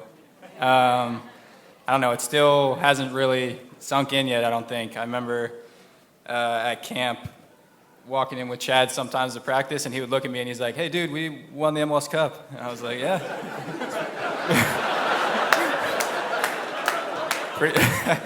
Pretty cool. So I think it just hits you at random times like that. But Life moves pretty fast, Jordan Morris, and if you don't stop and look around once in a while...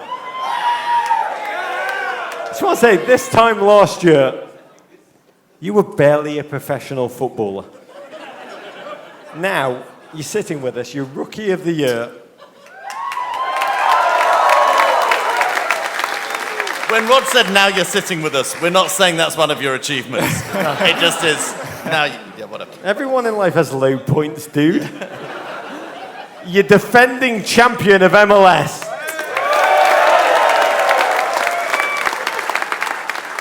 You were even elected to the All Mercers Island starting 11. Your dog Minnie also made that team. Last season was almost a perfect campaign, magic of which can't be beaten. A local boy does good on a team coached by Brian Schmetzer, a local boy done good. Did any part of you, after you won that trophy, just think, I need to retire immediately? Surely this can't be topped. I just need to drop the mic. yeah, maybe a little bit. No, no, definitely still a long way to go, and it was an unbelievable year. So much fun, but we're excited to get going again and hopefully bring another trophy home. So. Yeah.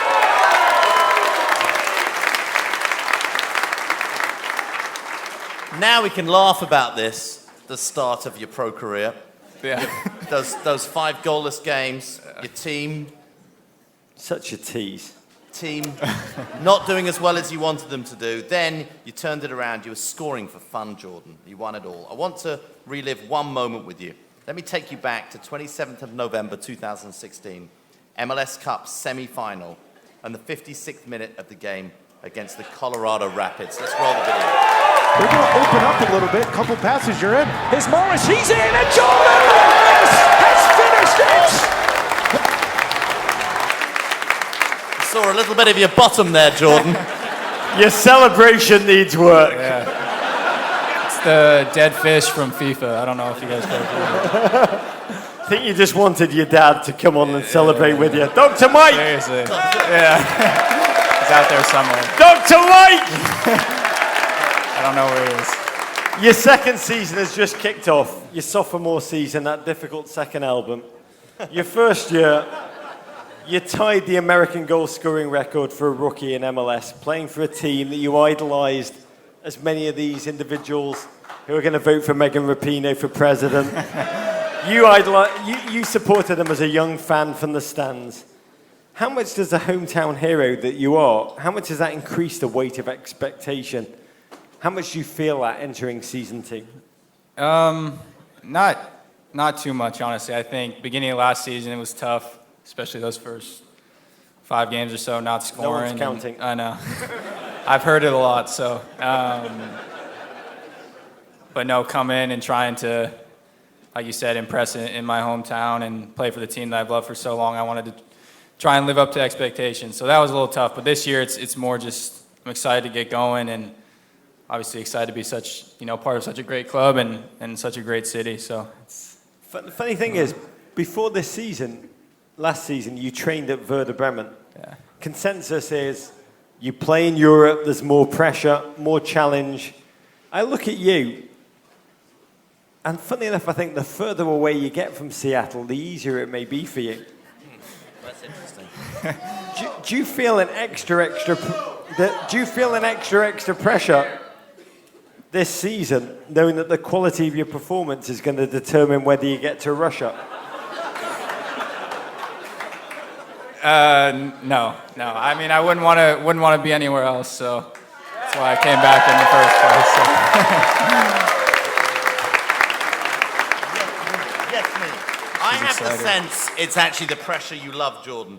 This is, the second time we've interviewed you on stage in front of a live audience, about the 5th time in the last year. I mean, Roger and I are claiming a little bit of credit. Yeah. This man, by the way, has defied the curse of Rog. Living proof.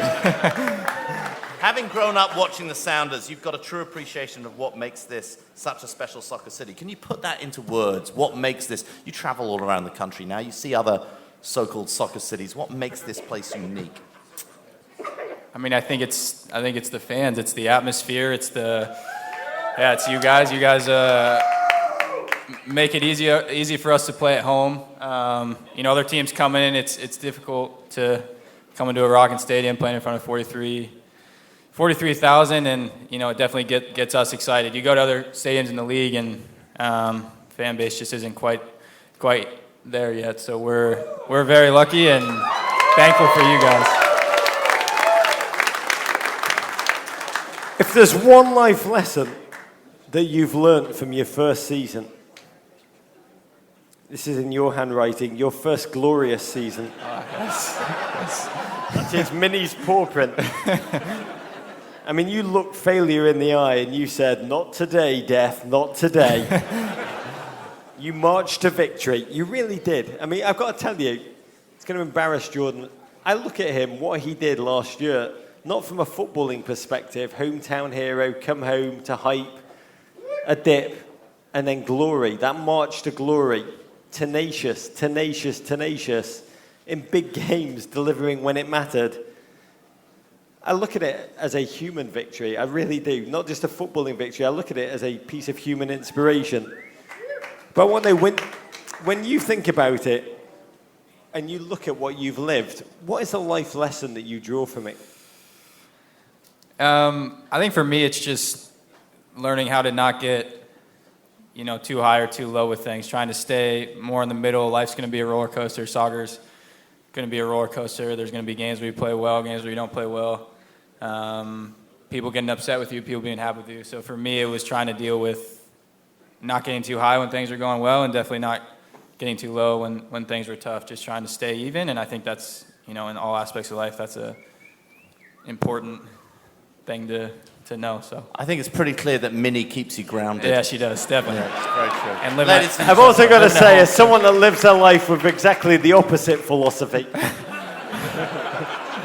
which has probably been holding me back for the last 87 years, I just want to say, watching you week in, week out, again, not as a football fan, but as a human who loves endeavour, loves tenacity, and loves ultimately being an individual being doubted and then proving right. It's been a thrill to watch you. It's been a thrill I can speak for this entire room.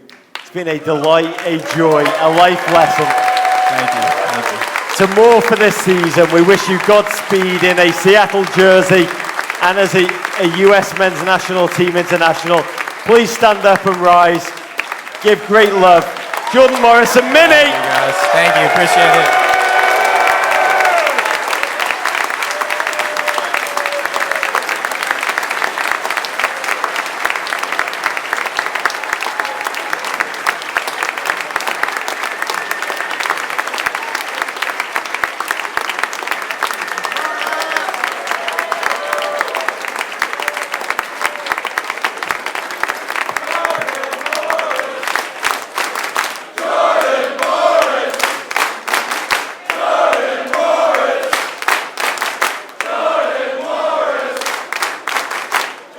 Can I just tell you one thing? And his dog, Minnie. I think you add that to the chart. I genuinely think he's one of the more phenomenal human beings I know. Not in an athletic sense, but just that. One of the nicest human beings, without a doubt. Talking about Minnie. All right, Rog. We've talked. That's it. We're done. No, we're not. I need to go to the bathroom. We've got 3 more cards. What? We've talked about Seattle. Yeah. Talked about football. Tick. Talked about glory. Tick. Swiss cantons. We've talked about Bernese mountain dogs all night, but one thing has been missing. Do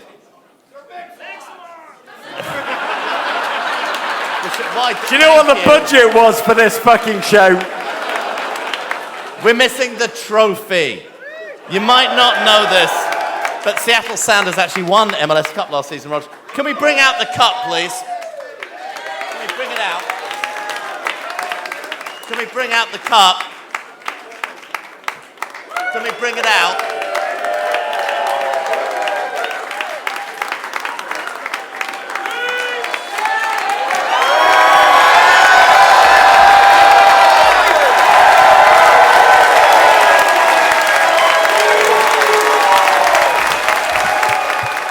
Lexi remembers to fucking do... confetti that explodes when I lift this shit up. Lexi remembers everything. Okay. For those of you who've been living under a rock, it was just a distraction. It was just, Lexi remembered to book some Mix-a-Lot. Hang on. This is a big It's moment. a fucking Mix-a-Lot!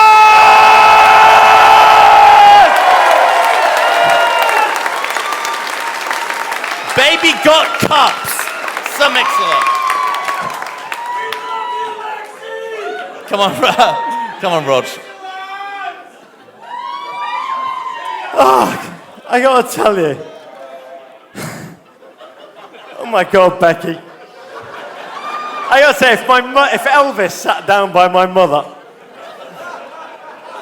you are bigger than the Beatles. But I'm trying to lose weight. Okay? And the Beatles are bigger than don't Jesus. Eat the pie. What is that pie anyway? A pie. Do you want a pie? That's a long conversation, Sir Mix-a-Lot. It's good. It's a long conversation. Can I say one thing, Sir Mix-a-Lot? We're going to talk seriously.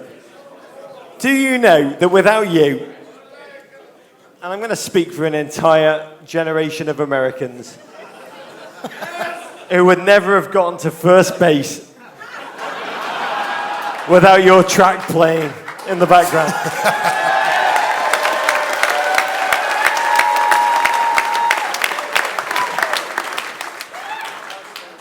How's that feel? Thank you. Gave him all the Thank fucking you. cheesy lines, man. Who's got to first base when Sir Mix-a-Lot was playing faintly in the background? Schmetzer's clapping over there. Just this week, the Seattle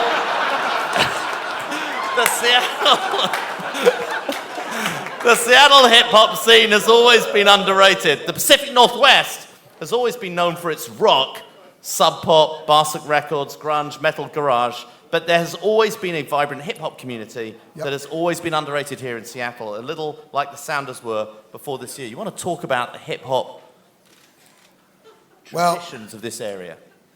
I'm an old motherfucker.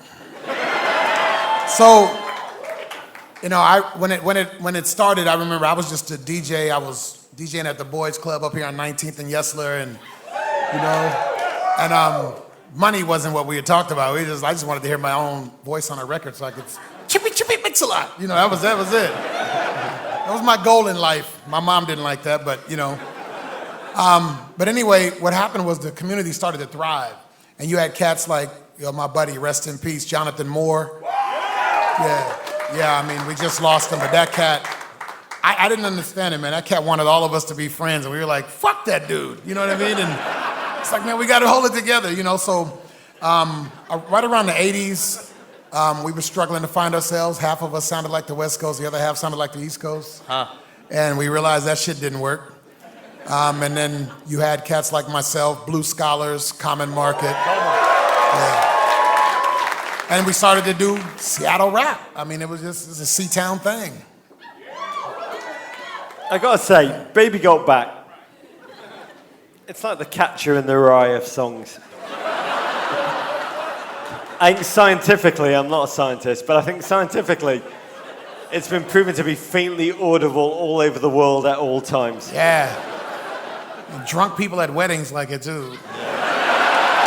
I wasn't that drunk. I refer you to comments I just made about earlier this week. I got to ask you a question that I could have asked Mozart or Miles Davis before you, Sir Mix-a-Lot. No relation. What is it like to have created a piece of culture that everyone in the world knows? So this is where most artists tell this lie. Well, see, I was in the studio. I had this idea. Bullshit. Yeah, Mozart. Yeah. Baby Got Back was it was kind of weird. When I wrote the song, it was just like a knee-jerk response to a beer advertisement. Right back in the day, you had. Yeah, like, Miles Davis. You remember the Budweiser had the little Spud McKenzie? Yeah, so they had these chicks that were sexy as fuck, but they were like stop signs, just straight up and down with, you know, nothing, no curves, right? So I only looked at Spuds McKenzie. Yeah, I'm sitting in a hotel. It's a dog. I'm like, let's write some shit about it. That's literally, and it wasn't supposed to hit, you know, but now I realize that everybody has an ass. Okay. There you go. Okay, but I want to go into this. How long before you were watching that Budweiser commercial in the hotel room had you had the same feelings about back? Let me say this. The brothers are born with that feeling. Can I just say, not just brothers.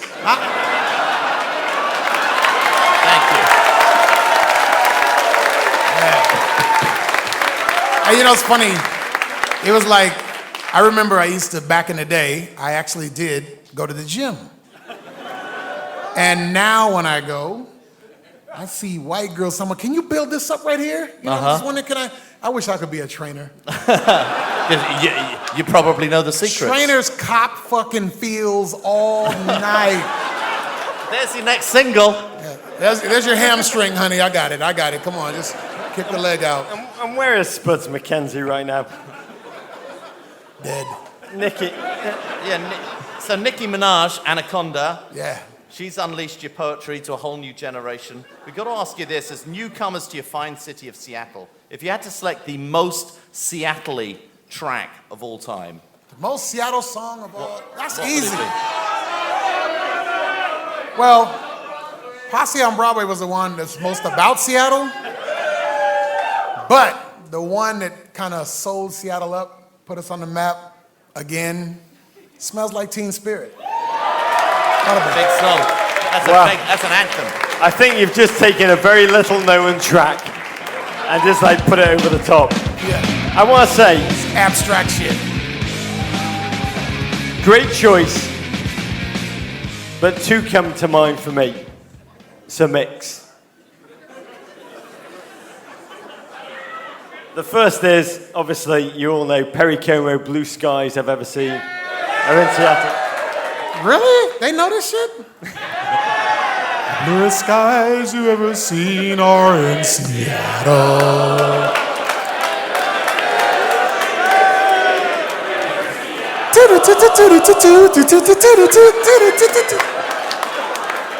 We may as well end the show now. It's not going to get any better than that. I can't believe I just did that. And we've got it on camera. Perry Como. And then this track. Raised up nothing but crime. I don't want none. And look what I become. I'm a just Don't Tread by Clint Dempsey.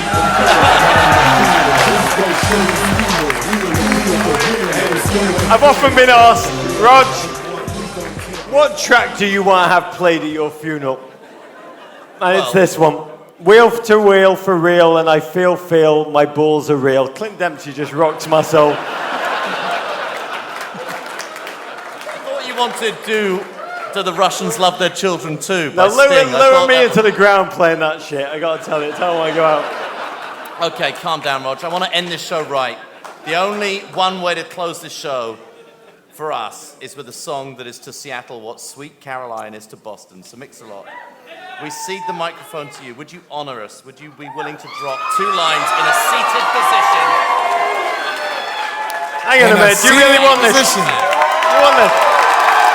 You want this? 2 lines. He emphasized seated position, like, in other words, don't let this black motherfucker grab the mic, please. No, we just don't want to pay the rights fees for a performance. We don't have money for the rights fees. I tell you, we bought a camo blazer. We don't have any more money. Yeah. Whatever you want to do. I don't know if I remember the words. Genuinely, whatever you want to do. Whatever you want to do, we will do. Just bless us. I'll do a little bit of each one. Oh. All right.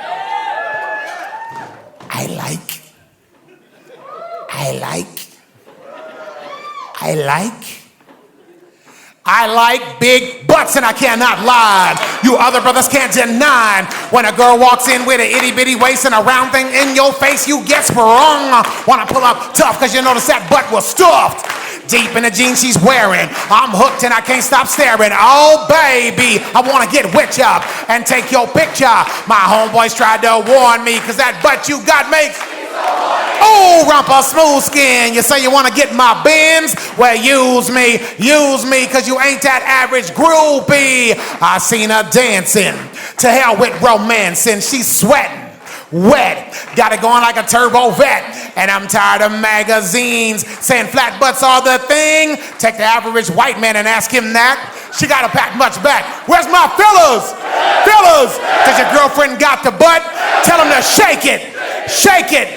Shake that big old ass and baby got back.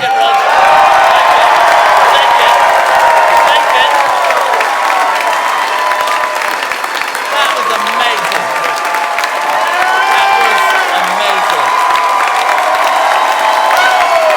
Ladies and gentlemen, stand and rise for Sir Mix-a-Lot.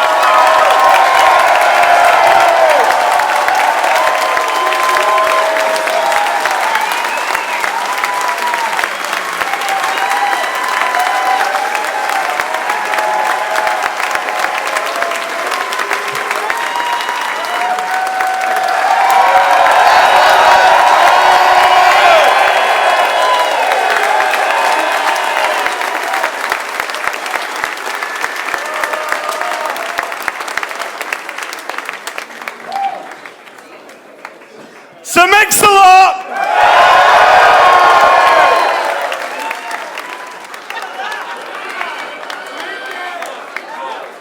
Holy fucking shit!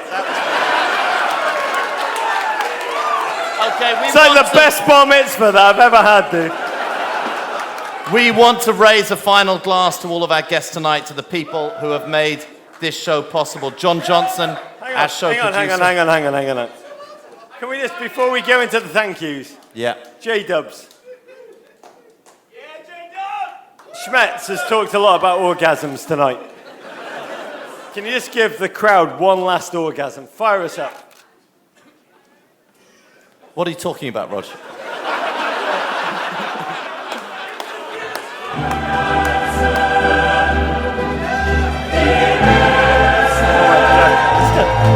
We want to raise a final glass to all of our guests, to the people who made it possible. John Johnson, our show producer. Yeah.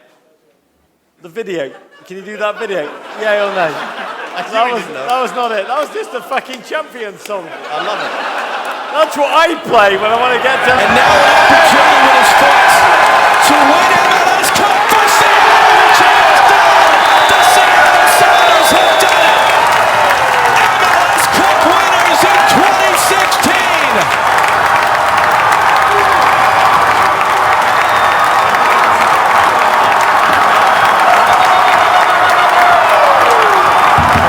And Schmetzer thought he was going to miss. We want to raise one final glass together. We're doing card for number 50 again. To all of you. To the people who made this possible. John Johnson, our show producer. Howard Handler, Jesse Pearl, MLS.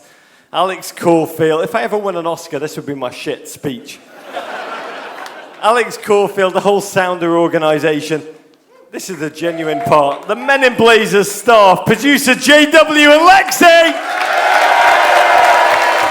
The greatest team in football. But above all, Davo and I want to raise a glass. This gentleman, by the way, has had an eagle mask on the whole time. Stand up. I turn around and face everyone because I love you. Stand up. Oh my God, it's hot in here. We want to raise a glass to all of you in this amazing city that I had not been to until last night late at Pine Box. And we want to raise a glass to you, the GFOPs in Seattle, who've got so much history, so much glory, an MLS Cup, a beautiful city, yet have still embraced us, the most suboptimal thing to ever happen to this great footballing town, Davo. Yeah, absolutely. Since Brian Bosworth.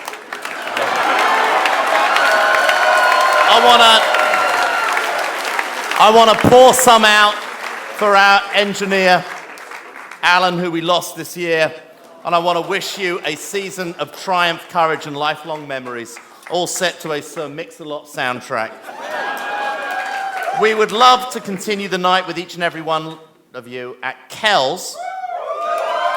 This is about 2 blocks away, apparently, at 1916 Post a block Alley. and a half more than I'm going to make it. Yeah. I'll carry you again, Rog. Ladies and gentlemen, thank you so much for having us in your city. Courage.